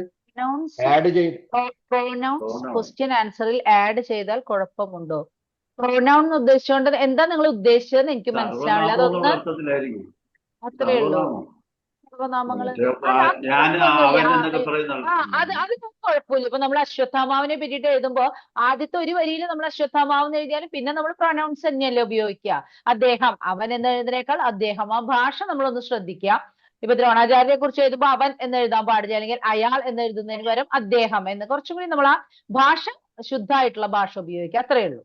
സാർ ആരെങ്കിലും കൈ ഉയർത്തിയിട്ടുണ്ടോ? കുട്ടികൾ കാണുന്നില്ല. കുട്ടികളായിരിക്കണം കേട്ടോ, ധാരാളം. Should be segregate the long answer. നമ്മൾ പറഞ്ഞല്ലോ, ലോങ് ആൻസേഴ്സ് നമ്മൾ 2 പാരഗ്രാഫ് ആയിട്ട് എഴുതാൻ ശ്രമിക്കുക. First paragraph it should be the എന്താ പറയുക, റൈറ്റർ, അതുപോലെ കൃതി, കർത്താവ്. Next paragraph we can write the answer to the questions. ആ ഫസ്റ്റ് പാരഗ്രാഫ് ഇത്തിരി ചെറുതായാലും കുഴപ്പമില്ല, പക്ഷെ അടുത്ത ആൻസർ ഭാഗം ക്ലിയർ ആയിരിക്കും. പഴഞ്ചൊൽ എന്ന് ഉദ്ദേശിച്ചത് എന്താണ്? ഞാൻ നിങ്ങളോട് ഒരു കോട്ടിലൊക്കെ തുടങ്ങണം എസ്സേ എന്ന് പറഞ്ഞതാണോ പഴഞ്ചൊല്ല് എന്നുകൊണ്ട് ഉദ്ദേശിച്ചത്? അങ്ങനെയൊക്കെ എഴുതിയിട്ടൊക്കെ അതൊക്കെ എഴുതാം, തീർച്ചയായിട്ടും എഴുതാം. ഉറപ്പായിട്ടും നമ്മൾ ആ പഴഞ്ചൊല്ല് ആരോ പറയുന്നുണ്ട്. ബീന മാം, പറയൂ. മാം, എനിക്ക് മാമിന്റെ ക്ലാസ്സിൽ ഡയറക്റ്റ് ഇരിക്കാനുള്ള ഭാഗ്യം ഉണ്ടായിട്ടുണ്ട്. അന്ന് CBP കോട്ടക്കലിൽ വെച്ച് നടത്തിയ ഒരു ക്ലാസ്സിൽ മാം, സലാം സാറ് പറഞ്ഞ പോലെ കുറെ സംശയങ്ങളായിട്ട് ഇരുന്നിരുന്നു. പക്ഷെ മാമിന്റെ ക്ലാസ് കേട്ടതോടുകൂടി അതൊക്കെ മനസ്സിൽ നിന്ന് മാഞ്ഞു. അതായത് ഒരു ക്ലിയർ പിക്ചർ കിട്ടി. ഞാൻ മാമിനോട് അന്ന് ഡയറക്റ്റ് ചോദിച്ച ഒരു ക്വസ്റ്റ്യന്റെ ആൻസർ ഒന്നുകൂടി ക്ലിയർ ആയി എനിക്കിപ്പം. ആ ഒരു സ്ഥലം നമ്മള് റിപ്പോർട്ട് എഴുതുന്ന സമയത്ത് സ്ഥലം എഴുതാവൂ, അപ്പൊ എന്തായാലും എഴുതാം, അല്ലെങ്കിൽ എഴുതുന്നതുകൊണ്ട് കുഴപ്പമില്ല എന്നുള്ളത് ഒരു ക്ലിയർ പിക്ചർ കിട്ടി. കാരണം കുട്ടികൾ ഇപ്പം പാഴുതറ അല്ലെങ്കിൽ കയനകരി എന്നൊക്കെ തുടങ്ങിയിട്ടുള്ള സ്ഥലപ്പേരൊക്കെ എഴുതാൻ തുടങ്ങിയിട്ടുണ്ട്. അതുകൊണ്ട് കുഴപ്പമില്ലല്ലോ എന്നുള്ളതാണ് എനിക്ക്. ഒരു കുഴപ്പമില്ല. പിന്നെ മാം, എനിക്കൊരു സംശയം, തെറ്റാണെങ്കിൽ മാം ക്ഷമിക്കണം. കാരണം ഒന്ന് ഈ എസ്സേ 1.5 പേജ് എന്ന് പറയുന്നത് 3 പുറാണോ അല്ലെങ്കിൽ 1.5 പുറാണോ എന്നുള്ളതാണ് എനിക്ക് സംശയം. 1.5 പുറം വളരെ കുറവായിരിക്കും ടീച്ചറെ. 1.5 പുറത്തിൽ കവിത നമ്മൾ വലിയ ഷീറ്റാണ് നമ്മളെ മനസ്സിൽ കരുതി നോക്കൂ. അങ്ങനെ നോക്കുമ്പോൾ നമ്മളുടെ ഈ ഷീറ്റ് കുറച്ച് കുറവാണ്. കാരണം ഈ ഷീറ്റിൽ 2 സൈഡിലും നമുക്ക് മാർജിൻ വരുന്നുണ്ട്. അപ്പൊ ഒരു 5 പാരഗ്രാഫ് നമ്മൾ ഈ പറഞ്ഞ പോലെ ഒരു 4-5 വരി വീതമുള്ള ഒരു 5 പാരഗ്രാഫ് എഴുതുമ്പോൾ ഏതാണ്ട് 3 ഷീറ്റിലേക്ക് എത്തും. അത് 3 പുറങ്ങൾ എത്തും. എന്നാലും അത് നല്ല സ്റ്റേറ്റ് 3 പുറത്ത്. കാരണം നമ്മൾ പാമുക തന്നെ എഴുതി കഴിയുമ്പോൾ ഒരു പേജിന്റെ ഏതാണ്ട് ഒരു പകുതി കഴിയും. പിന്നെ ഒരു 3 പാരഗ്രാഫ്, പിന്നെ ഒരു ഉപസംഹാരം എഴുതുമ്പോൾ എങ്ങനെ പോലും ഒരു 3-ാമത്തെ പേജിന്റെ പകുതി കഴിയുന്നുണ്ടാവും. കുട്ടികളെ കുറച്ച് കുറവാണ് എഴുതി ശീലിച്ചു പെട്ടെന്ന് പോയിട്ട് അവരോട് കുറെ കൂട്ടാൻ പറയരുത്. നല്ല മാർക്ക് കിട്ടുന്ന കുട്ടികളോട് തീർച്ചയായിട്ടും പറയും വേണം. കാരണം അവരുടെ മാർക്ക് പോവാൻ ഇടവരരുത്. പിന്നെ അവിടെ ഒരു കാര്യം കൂടി എല്ലാ ടീച്ചേഴ്സിനോടായിട്ട്, ഈ സെന്റ് കിട്ടുന്ന കുട്ടികളെ സംബന്ധിച്ച് നമ്മൾ എപ്പോഴും ഒരു സെന്റം ഒരു കുട്ടിക്ക് നമ്മൾ 100 മാർക്ക് ആ കുട്ടിക്ക് അല്ലെങ്കിൽ 80 മാർക്ക് നമ്മൾ പേപ്പർ നോക്കുമ്പോൾ വരണമെങ്കിൽ ആ പേപ്പർ നമ്മൾ 2-3 പ്രാവശ്യം തിരിച്ചും മറിച്ചും നോക്കും. കാരണം ബോർഡിനെ സംബന്ധിച്ച് 100 മാർക്ക് കിട്ടിയ കുട്ടിയുടെ പേപ്പർ ശരിക്കും നമുക്ക് ബോർഡിൽ ഇതിൽ കാണാം. നമുക്ക് 100 മാർക്ക് കിട്ടിയ കുട്ടികളെ എങ്ങനെയാണ് എഴുതിയത്. അപ്പൊ നമ്മളുടെ ഒരു പേപ്പർ അതിൽ എപ്പോൾ വേണമെങ്കിലും അത് പരസ്യപ്പെടുത്താം എന്നുള്ളത് കൊണ്ട് തന്നെ അതിനൊരു തെറ്റും ഇല്ലാത്ത പേപ്പറാണ് എന്ന് നമ്മൾ 100% ഉറപ്പുവരുത്തും. അക്ഷരത്തെറ്റുകൾ അല്ല, 1 അക്ഷരത്തെറ്റോ 2 അക്ഷരത്തെറ്റോ അല്ല ഞാൻ ഉദ്ദേശിച്ചത്. ഒരുപാട് അക്ഷരത്തെറ്റുണ്ടെങ്കിൽ ആ കുട്ടി എത്ര നന്നായിട്ട് എഴുതിയിട്ടുണ്ടെങ്കിലും അത് സെന്റത്തിലേക്ക് എന്തായാലും പോവില്ല. പിന്നെ ഇപ്പൊ ലെറ്റർ എഴുതുമ്പോൾ ആ കുട്ടി ബാക്കി എല്ലാം എഴുതി പിൻകോഡ് വിട്ടുപോയിട്ടുണ്ടെങ്കിൽ തീർച്ചയായിട്ടും അവിടെ ഒരു 1/2 മാർക്ക് കുറഞ്ഞിരിക്കും. കാരണം എല്ലാം പെർഫെക്റ്റ് ആയിരിക്കണം. അത് കുട്ടികളെ ഒന്ന് പറഞ്ഞു മനസ്സിലാക്കണം. അപ്പൊ എസ്സേ ആയാലും എല്ലാറ്റിലും എസ്സേ അസാധ്യമായിട്ട് കുട്ടി എഴുതിയതിന് പാരഗ്രാഫ് തിരിച്ചിട്ടില്ലെങ്കിൽ പാരഗ്രാഫ് തിരിച്ചെഴുതുക എന്നുള്ളത് ഒരു ഘടകമാണ്. അപ്പൊ അവിടെ ചെറിയൊരു 1/2 മാർക്ക് പോകാൻ സാധ്യതയുണ്ട്. അപ്പൊ സെന്റം കിട്ടുന്ന കുട്ടികൾ ഉണ്ടെങ്കിൽ ആ കുട്ടികളോട് ഇതെല്ലാതും പറഞ്ഞ് കൃത്യമായിട്ട് മനസ്സിലാക്കി കൊടുക്കണം. എങ്കിലേ അവർ സെന്റത്തിലേക്ക് എത്താനുള്ള സാധ്യതയുള്ളൂ. Thank you. അതിനുള്ള ക്ലാരിഫിക്കേഷൻ തന്നതിൽ വളരെ സന്തോഷമുണ്ട്. ടീച്ചറെ ഇങ്ങനെ ഒരു പ്ലാറ്റ്ഫോമിൽ ഒന്നുകൂടി കാണാൻ പറ്റിയതിൽ സന്തോഷം. ടീച്ചർ വീഡിയോ ഓൺ ചെയ്തില്ല, അതിന്റെ ഒരു വിഷമമുണ്ട്. ഓക്കെ, അയ്യോ ഞാൻ കോൺടാക്ട് ചെയ്തോളാം. ടീച്ചറെ 2-3 ചോദ്യങ്ങൾ കൂടി ഉണ്ട്. ഒന്ന് പഴഞ്ചൊല്ല്, അത് നമ്മൾ പറഞ്ഞു. കോഴിക്കോട് ഹൈസ്കൂളിൽ നിന്ന് എഴുതിയോണ്ട് ഒരു പ്രശ്നമില്ല, വിദ്യാലയം എന്നൊക്കെ എഴുതാം. But isn't 3 page very long, like we won't have much to write about the topic sometimes. കുഴപ്പമില്ല. ഞാൻ പറഞ്ഞത് ഏറ്റവും കൂടിയത് 3 പേജ് എന്നാണ്. അത് ചില കുട്ടികൾ 2.5 പേജ് ആയാലൊന്നും പ്രശ്നമില്ല. 4, 5, 6 പേജ് ഒക്കെ എഴുതുന്ന കുട്ടികളുണ്ട്. ഈ ബുക്കിൽ തന്നെ ഈ ബുക്കിലെറ്റ് തന്നെ രണ്ടാമത്തെ, അതായത് എക്സ്ട്രാ ഷീറ്റ് മേടിക്കുന്ന കുട്ടികളുണ്ട്. നമ്മൾ അത്ഭുതപ്പെട്ടു പോകുന്നത് എന്താ ഈ കുട്ടികൾ എഴുതണേന്ന്. അത്രയ്ക്ക് ആവശ്യമില്ല എന്നുള്ളത് കൊണ്ടാണ് മാക്സിമം 3 പേജ് മതി. അതിന്റെ ഉള്ളിൽ നമ്മൾ ഇത്രയും ഇതുകൾ വെക്കണം എന്നേ ഉള്ളൂ കേട്ടോ. അതൊന്നും പ്രശ്നമില്ല. പത്രവാർത്ത ഒരു പുറം മതി. വൃത്തിയായിട്ട് നിങ്ങൾ കാര്യം കൃത്യമായിട്ട് എഴുതുകയാണെങ്കിൽ ഒരൊറ്റ പുറം മതി പത്രവാർത്ത. പക്ഷെ അതിനെല്ലാം നമ്മൾ ഈ പറഞ്ഞ എല്ലാം വന്നിട്ടുണ്ടായിരിക്കണം കേട്ടോ. ആമുഖം 2-3 സെന്റൻസ് നമ്മൾ പറഞ്ഞല്ലോ, നമ്മള് ടീച്ചേഴ്സ് ഒരു കുഞ്ഞു പാരഗ്രാഫ് നിങ്ങൾക്ക് ഉണ്ടാക്കി തന്നിട്ടുണ്ടാവും. ഉണ്ടാക്കി തന്നിട്ടില്ലെങ്കിൽ അത് ഏത് ക്വസ്റ്റ്യൻ ചോദിച്ചാലും ഉള്ള ഒരു പാരഗ്രാഫ് ഉണ്ടായിരുന്നു. അത് പഠിച്ചു വെച്ചാൽ മതി. ഇനി ഞാൻ എന്റെ ഫോൺ നമ്പർ ഒന്ന് പറയാം. എന്റെ കയ്യിൽ എല്ലാ ലെസനും ഞാൻ ഉണ്ടാക്കിയിട്ടുള്ള ആമുഖം ഉണ്ട്. നിങ്ങൾക്ക് ആവശ്യമാണെങ്കിൽ ഒന്ന് നോട്ട് ചെയ്ത് വെച്ചോളൂ. ഞാൻ എന്റെ മെസ്സേജിൽ ഞാൻ മെസ്സേജിൽ എന്തായാലും അടിക്കാം. നമ്മൾ അതുകൂടി ചേർത്തിട്ടാലേ നമ്മൾ ഇത് ഇടും ടീച്ചറെ, നമ്മുടെ ഈ ഗ്രൂപ്പിൽ ഇടും. അതെ അല്ലെ, ഞാൻ എന്തായാലും എന്റെ നമ്പർ ഇട്ടിട്ടുണ്ട്. അതോടൊപ്പം തന്നെ ഞാൻ ഇവിടെ കൊടുക്കാം. എല്ലാറ്റിന്റെയും ഞാൻ അങ്ങനെ ഒരു ചെറിയ ആമുഖം വീതം എല്ലാ ലെസന്റെയും ഞാൻ ഉണ്ടാക്കി വെച്ചിട്ടുണ്ട് എന്റെ കുട്ടികൾക്ക് കൊടുക്കാൻ. അത് നിങ്ങൾക്ക് ഷെയർ ചെയ്ത് തരാം കേട്ടോ. തീർച്ചയായിട്ടും. Very good teacher. ഒരു സാംസങ് കൈ ഓർത്തിയിട്ടുണ്ട്. സാംസങ് ചോദിക്കൂ. ഞാൻ ഭവൻസിലെ വിദ്യാർത്ഥിയാണ്. ചോദിക്കൂ. Very good. We are getting video കാണിക്കോ? ഒന്ന് മുഖം കൂടെ കണ്ട ഒരു ഞാൻ ഇരുട്ടത്താണ് ഇരിക്കുന്നത്, അതുകൊണ്ടാ. അതെ, സാംസങ് പറയൂ. പരീക്ഷയ്ക്ക് വരാൻ ചാൻസ് ഉള്ള ഉപന്യാസങ്ങൾ ഏതൊക്കെയാ? അങ്ങനെ നമുക്കൊന്നും പറയാൻ പറ്റില്ല. ഒരുപാട് ബുദ്ധിമുട്ടുള്ള ടോപ്പിക്കുകൾ ഒരു കാലത്തും വന്നിട്ടില്ല. നിങ്ങൾക്ക് എഴുതാൻ പറ്റാത്ത രീതിയിലുള്ള ടോപ്പിക്കുകൾ ഇന്ന് വരെ, ഇപ്പൊ ഞാൻ 27ാമത്തെ കൊല്ലാണ്, 27ാമത്തെ ബാച്ചിനെയാണ് ഞാൻ ഈ വർഷം ബോർഡ് എക്സാമിന് വിടുന്നത്. ഈ 27 വർഷത്തിനുള്ളിൽ ഒരിക്കൽ പോലും കുട്ടികൾക്ക് അയ്യോ ഇത് ഞങ്ങൾക്ക് എഴുതാൻ കിട്ടാത്ത ടോപ്പിക് ആണല്ലോ എന്ന് തോന്നുന്ന ഒരു ടോപ്പിക് വന്നിട്ടില്ല. സാധാരണ ജീവിതത്തിൽ നിങ്ങൾ കണ്ടുപോകുന്ന കാര്യങ്ങളിൽ നിന്നുള്ള ടോപ്പിക്കേ വരുള്ളൂ കേട്ടോ. ഒട്ടും പേടിക്കണ്ട, അതിനെ പറ്റിയിട്ട് ഒട്ടും പേടിക്കണ്ട. പിന്നെ 100% കിട്ടാൻ ടിപ്സ് ഏതൊക്കെയാണ്? 100% കിട്ടാൻ ടിപ്സ് എന്ന് പറഞ്ഞു കഴിഞ്ഞാൽ ഞാൻ പറഞ്ഞില്ല, എല്ലാതും പെർഫെക്റ്റ് ആയിരിക്കണം. നിങ്ങളുടെ ആൻസേഴ്സ് പെർഫെക്റ്റ് ആയിരിക്കണം. ഇപ്പോ ഒരു ക്വസ്റ്റ്യൻ ആൻസർ എഴുതുകയാണെങ്കിൽ കൃത്യമായിട്ട് തന്നെ ആ എഴുത്തുകാരനെ പറ്റിയിട്ടും അതിനെ കൃതിയെ പറ്റിയിട്ടുള്ളത് ഉണ്ടായിരിക്കണം. ഉത്തരത്തിൽ കൃത്യത ഉണ്ടായിരിക്കണം. അധികം അക്ഷരത്തെറ്റുകൾ വളരെ പൂർവ്വം 1-2 വന്നാൽ നമുക്ക് മനസ്സിലാക്കാം. ലെറ്ററിന്റെ ഒക്കെ ഫോർമാറ്റ് എന്ന് പറഞ്ഞു കഴിഞ്ഞാൽ അതിൽ ഒരു മിസ്റ്റേക്ക് പോലും സംഭവിക്കരുത്. വെറുതെ മേൽവിലാസം എന്നൊന്നും എഴുതാൻ പാടില്ല. എല്ലാ ഘടകങ്ങളും അതിലുണ്ടാവണം. പത്രവാർത്തയായാലും നമ്മൾ ആ ഹെഡിങ് വളരെ ആകർഷകമായിരിക്കണം. സ്വന്തം ലേഖകം ഉണ്ടാവണം, സ്ഥലം ഉണ്ടാവണം. അതിന്റെ ആ പത്രവാർത്ത വായിച്ചു കഴിഞ്ഞാൽ നമുക്ക് പിന്നെ ഒരു സംശയം ഒരാളോട് ചോദിക്കാൻ ഇടവരാത്ത രീതിയിൽ പെർഫെക്റ്റ് ആയിരിക്കണം. എസ്സേ ആയാലും ആ തന്നിട്ടുള്ള ടോപ്പിക്കിനെ ഏറ്റവും ഭംഗിയായിട്ട് തന്നെ അവതരിപ്പിച്ചിട്ടുണ്ടായിരിക്കണം. അതിന്റെ എല്ലാ ഘടകങ്ങളും ഉണ്ടായിരിക്കണം. ഡേറ്റ് എഴുതാൻ പറ്റുമോ? ഇന്നലെ ഡേറ്റ് ആവശ്യമില്ലല്ലോ. നമുക്ക് എന്തിനാ ഡേറ്റ്? നമ്മൾ സാധാരണ ഒരു പത്രം വായിക്കുമ്പോ അവിടെ എവിടെ പത്രത്തിന്റെ ഏറ്റവും മുകളിലൊരു ഡേറ്റ് ഉണ്ട് എന്നല്ലാതെ ഓരോ വാർത്തയിലും നമുക്ക് ഡേറ്റ് ഇല്ലല്ലോ. ഇല്ല. ഇന്നലെ നമുക്ക് അത് നമുക്ക് വരണല്ലോ. ഇന്നലെ രാത്രി 4 മണിയോട് കൂടിയിട്ടാണ് ആന ക്യാമ്പുകളിലേക്ക് അതിക്രമിച്ചു കയറിയത്. തീർച്ചയായിട്ടും എഴുതാലോ. ഇനി പുലർച്ചെ 2 മണിയോട് കൂടിയിട്ടാണ്, അത് തീർച്ചയായിട്ടും എഴുതാം. അല്ലാതെ ഇന്നലെ എന്ന് പറഞ്ഞൊരു ഡേറ്റ് ഇടേണ്ട ആവശ്യമോ ഇന്നലെ വ്യാഴാഴ്ച അങ്ങനെയൊന്നും എഴുതേണ്ട ആവശ്യമില്ല. അപ്പൊ അതല്ലെങ്കിൽ ശനിയാഴ്ച നടന്ന അപകടത്തെ തുടർന്നാണ് എന്നൊക്കെ എഴുതാം. അതൊന്നും കുഴപ്പമില്ല കേട്ടോ. കത്തില് പ്രിൻസിപ്പൽ എന്ന് എഴുതുമ്പോൾ പ്രിൻസിപ്പൽ എഴുതാൻ പറ്റില്ലോ പ്രേക്ഷകന്റെ കൂടെ? അതായത് പ്രേക്ഷകന്റെ അഡ്രസ്സ് നമ്മളിപ്പോ പ്രേക്ഷിതന്റെ എഴുതുകയാണെങ്കിൽ തീർച്ചയായിട്ടും എഴുതാം. എപ്പോഴും നമ്മൾ എഴുതേണ്ടത് അങ്ങനെ ഒരു പദവി വരുന്ന ഒരു അഡ്രസ്സാണ് നമുക്ക് സ്വീകർത്താവിന്റെ അവിടെ ആയാലും പ്രേക്ഷിതന്റെ അവിടെ ആയാലും എഴുതേണ്ടത് വെച്ചാൽ ആദ്യം നമ്മൾ പേര് എന്ന് എഴുതാം. പേര് എഴുതണം എന്ന് നിർബന്ധമൊന്നുമില്ല. പേര് പദവിയാണ് എഴുതേണ്ടത്. പ്രിൻസിപ്പൽ ആണെങ്കിൽ പ്രിൻസിപ്പാൾ എന്ന് തന്നെ എഴുതണം. നമ്മളൊരു മന്ത്രിക്കാണ് കത്ത് എഴുതുന്നത് വെച്ചാൽ എല്ലാ മന്ത്രിമാരുടെയും പേര് നിങ്ങൾക്ക് അറിഞ്ഞുകൊള്ളണമെന്നില്ലല്ലോ. അപ്പൊ പേര്, വിദ്യാഭ്യാസ മന്ത്രി, അങ്ങനെ നമ്മൾ എഴുതാം. സെക്രട്ടേറിയറ്റ്, തിരുവനന്തപുരം. നമ്മളുടെ ഭാഗത്ത് പ്രേക്ഷകൻ പേര്, വീട്ടുപേര് അത് മാത്രം എഴുതിയാ പോരെ? ഒരു കാര്യമുണ്ട് മോനെ. നമ്മള് മോനോ മോളോ എനിക്കറിയില്ല, പേരുയുടെ മോനാണെന്ന് തോന്നി. മോൻ തന്നെയല്ലേ? അപ്പോ ഹരികൃഷ്ണൻ എന്നാണ് അല്ലെ? ഞാൻ ഈ സാംസങ് എന്ന് കാണുമ്പോൾ ഇത് ഫോണിന്റേതാണെന്ന് പറഞ്ഞേ. അപ്പോ ഹരി എന്ത് വേണമെന്നറിയോ? നമ്മളിപ്പോ പ്രേക്ഷിതന്റെ അഡ്രസ്സ് നമ്മൾ എഴുതുന്ന സമയത്ത് നമ്മളൊരു വ്യക്തി എന്നുള്ള രീതിയിൽ അയക്കുന്ന സമയത്ത് മാത്രമേ നമുക്ക് അവിടെ വീട്ടുപേരിന് പ്രസക്തിയുള്ളൂ. അപ്പൊ ക്വസ്റ്റ്യൻ വളരെ കൃത്യമായിട്ട് നോക്കാം.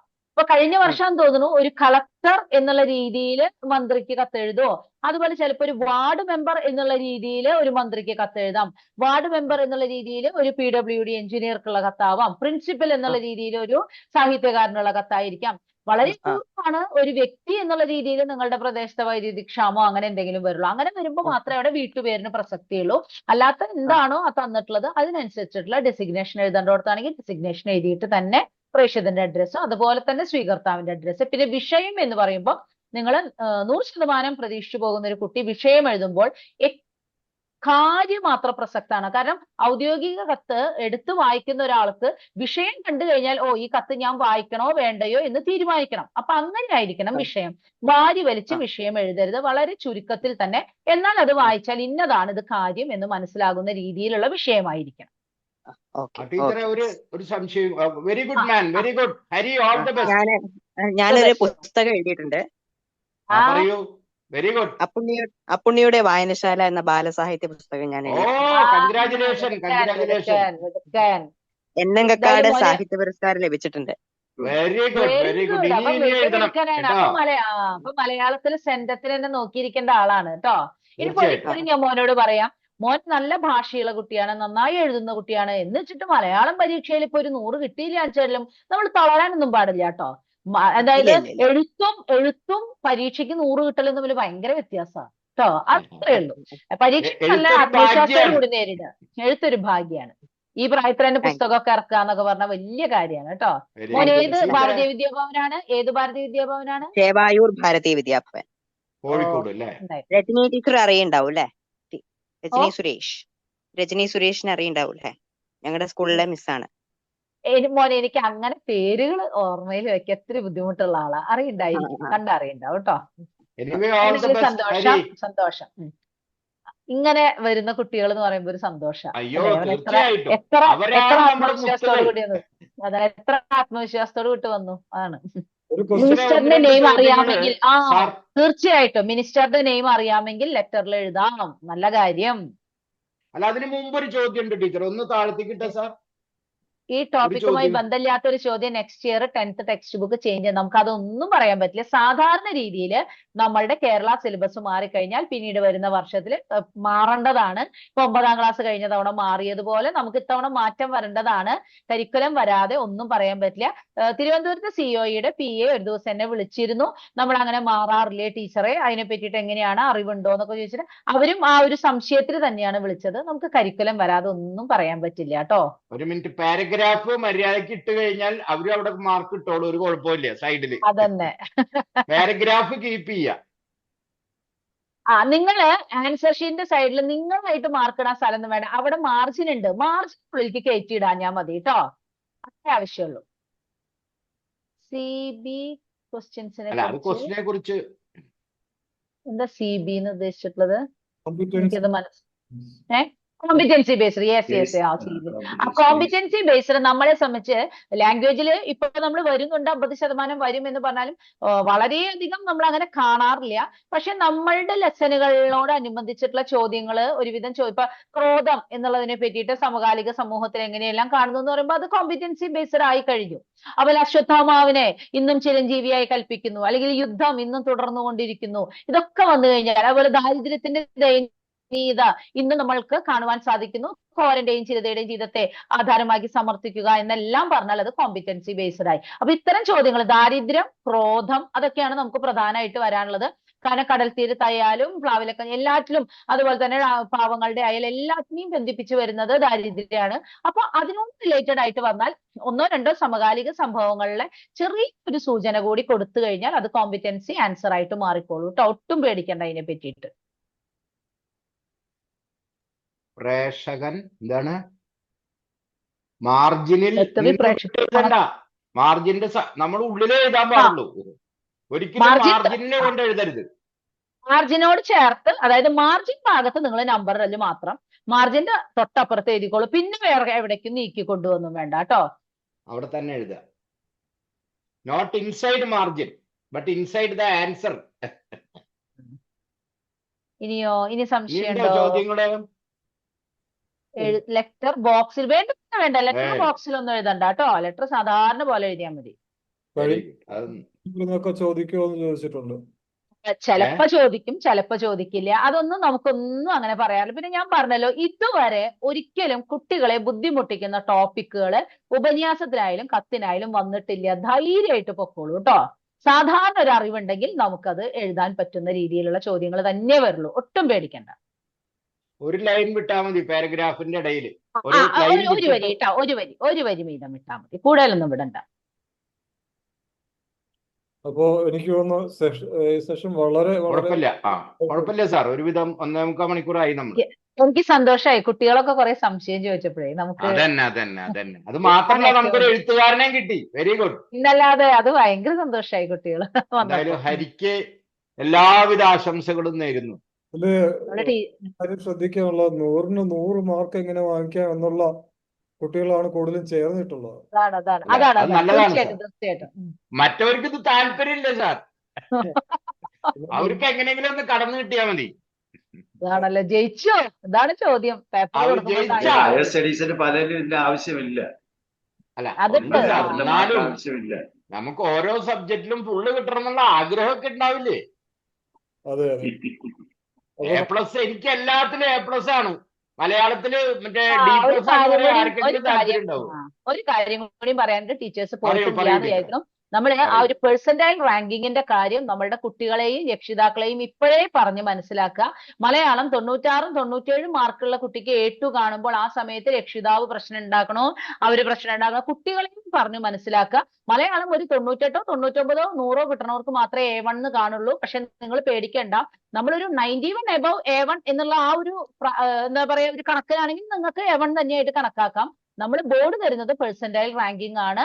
അതിന്റെ ആ ഒരു ഇത് കൃത്യമായിട്ട് ഇപ്പോഴേ രക്ഷിതാക്കളെയും കുട്ടികളെയും പറഞ്ഞ് മനസ്സിലാക്കുക. അല്ലെങ്കിൽ ആ സമയത്ത് പറയുമ്പോൾ അവർക്ക് തോന്നും ഇതെന്തോ തരികട കണിക്കാണ് ടീച്ചർ എന്ന് തോന്നാൻ ഇടവരരുത്. കാരണം പരീക്ഷ കഴിഞ്ഞ് റിസൾട്ട് വരുമ്പോൾ ഞാനൊക്കെ ഏറ്റവും കൂടുതൽ നമ്മളുടെ മലയാളം ടീച്ചർമാർ വിളിച്ച് വിഷമം പറയുന്ന കാര്യം ഇതാണ്. എത്രയൊക്കെ പറഞ്ഞാലും രക്ഷിതാക്കൾ മനസ്സിലാവണില്ല. ഈവൻ സ്കൂളിലെ പ്രിൻസിപ്പൽമാരും അതുപോലെ തന്നെ മാനേജർമാര് പോലും മലയാളം ടീച്ചേഴ്സിന്റെ അടുത്തേക്ക് വാളെടുത്ത് വരുന്നു എന്നൊക്കെ രീതിയിൽ ടീച്ചേഴ്സ് പറയാൻ ഇടവരാറുണ്ട്.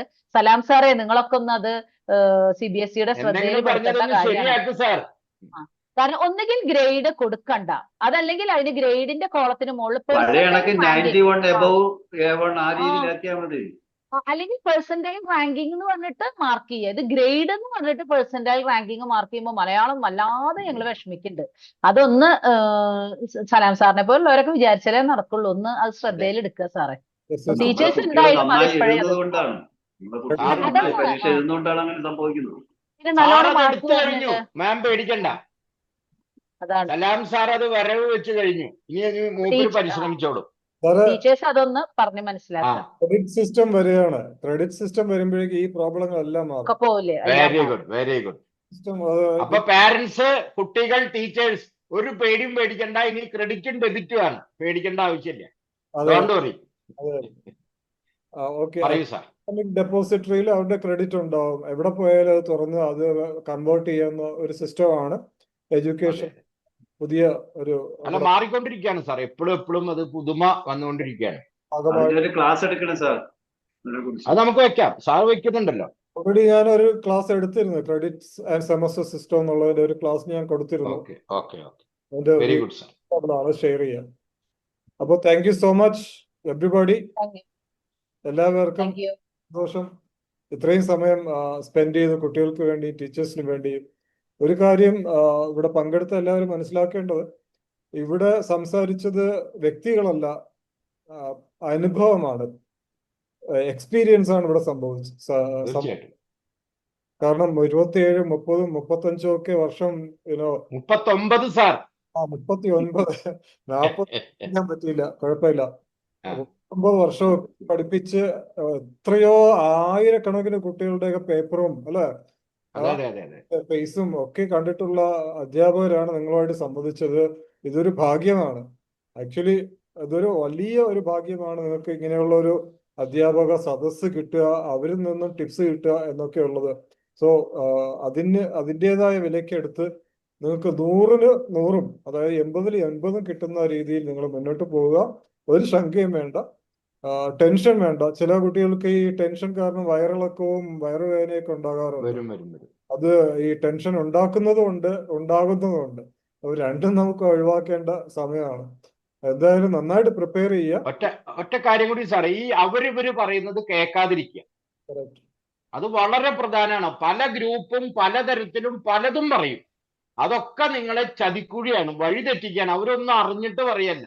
ഉമാദേവി ടീച്ചർ പറയുന്നത് അതിന്റെ ഉള്ളിൽ കിടന്ന് മുങ്ങി ജീവിക്കുന്ന ആളാണ്. ബാക്കിയുള്ളവർ അതിന്റെ അയൽവക്കത്ത് പോലും ഉള്ളവരല്ല. പക്ഷെ അവർ ഞങ്ങളെ എല്ലാമാണെന്ന് പറയുന്നത് വിശ്വസിക്കാതിരിക്കുക. നിങ്ങൾ അതൊന്നും കേട്ട് തുള്ളണ്ട. എനിക്ക് കുറെ ടീച്ചേഴ്സ് ഇങ്ങനെ കിടന്ന് വിളിക്കണ്ട, അവരിങ്ങനെ പറഞ്ഞു, ഇവരങ്ങനെ പറഞ്ഞു, അവർക്ക് ക്ലാസ് വയ്ക്കുന്നു. അതൊന്നും വിശ്വസിക്കണ്ട. ഇവിടെ നിങ്ങൾ കേട്ടത് നിങ്ങളുടെ ജീവിതവുമായി ബന്ധപ്പെട്ടതാണ്. പറയൂ സാർ. അതെ, വളരെ ഓതന്റിക് ആയിട്ടുള്ള പോയിന്റ്സ് ആണ് നിങ്ങൾക്ക് തന്നിട്ടുള്ളത്. Especially Umadevi madam CBSE resource person ആണ്. അപ്പോൾ വളരെ എന്താ പറയുക, റിസർച്ച് ചെയ്തിട്ടായിരിക്കും നിങ്ങൾക്ക് നിങ്ങളുടെ മുന്നിൽ പ്രസന്റ് ചെയ്തിട്ടുള്ളത്, അത് സംശയമില്ല. അപ്പൊ അതുകൊണ്ട് ഇതൊരു റെഫറൻസ് പോയിന്റ് ആയിട്ട് ഈ വീഡിയോ നമ്മൾ ഷെയർ ചെയ്യും. അത് പങ്കെടുക്കാൻ പറ്റാത്തവർക്കും അല്ലെങ്കിൽ ഫ്യൂച്ചറിൽ മീൻസ് ഇനി റെഫറൻസ് ആയിട്ട് യൂസ് ചെയ്യുന്നവർക്ക് വളരെ പ്രയോജനപ്പെടുന്ന നാളെ ഇത് ഷെയർ ചെയ്യും. അപ്പോൾ എല്ലാ പേർക്കും വളരെയധികം നന്ദി. ഉമാദേവി മാം വളരെയധികം നന്ദി. നല്ല ക്ലാസ്. Thank you sir. ചില കാര്യങ്ങൾ മുരളി സാറും മോഹൻദാസ് സാറും ഓൾറെഡി അവരുടെ ഒബ്സർവേഷൻ ഷെയർ ചെയ്തു. ക്വസ്റ്റ്യൻസ് എല്ലാം ക്ലിയർ ചെയ്തു. ആൻസേഴ്സ് എല്ലാം അവർക്ക് ഇപ്പൊ ക്ലിയർ ആണ്. സോ എല്ലാ പേർക്കും എല്ലാ ഭാവുകങ്ങളും 100-ന് 100 അല്ലെങ്കിൽ 80-ന് 80 റിസൾട്ട് കിട്ടട്ടെ. 10% എല്ലാവർക്കും കിട്ടട്ടെ. Thank you Umadevi ma'am, Murali sir. Yes sir, thank you sir. ഇനിയും നമുക്ക് കാണാം സാർ. അടുത്ത ക്ലാസ് ഇനി അടുത്ത വർഷമായിരിക്കും, എങ്കിലും നമ്മൾ വീണ്ടും വരും. നമുക്ക് വെക്കേഷൻ ഒരെണ്ണം ചെയ്യണം സാർ കേട്ടോ. പരീക്ഷ കഴിഞ്ഞു പഠനം ആരംഭിക്കുന്നതിന് മുമ്പ് ഈ 10ാം ക്ലാസ്സിന്റെ ഇപ്പൊ വരാൻ പോകുന്ന 10ാം ക്ലാസ് തുടങ്ങുന്നതിന് മുമ്പ് നമ്മൾ ഒരു ക്ലാസ് തുടങ്ങേണ്ടിയിരിക്കും. അതന്നെ നമുക്ക് ചെയ്യാം. ബുക്ക് മാറി വന്നിട്ട് അത് എല്ലാവരും നമുക്ക് ജനറൽ ചെയ്യാം സാർ. മാം ടെക്സ്റ്റിലെ ലെസണിലേക്ക് പോകണ്ട, ബാക്കി കാര്യങ്ങൾ വെച്ചോണ്ട് ചെയ്യാം. വരും സാറേ. അടുത്ത മാസം ഒരു അവസാനം മാർച്ചൊക്കെ ആവുമ്പോഴല്ലേ സലാം സാർ വരാറുണ്ട്. മാർച്ചിൽ എന്തായാലും വരാറുണ്ട്. അപ്പോഴേക്കും അറിയായിരിക്കും. പല സ്കൂളുകൾ ആരംഭിച്ചു കഴിഞ്ഞു. ഇതുണ്ട്. അല്ല, അത് നോക്കിയിട്ട് കാര്യമില്ല. അവരൊക്കെ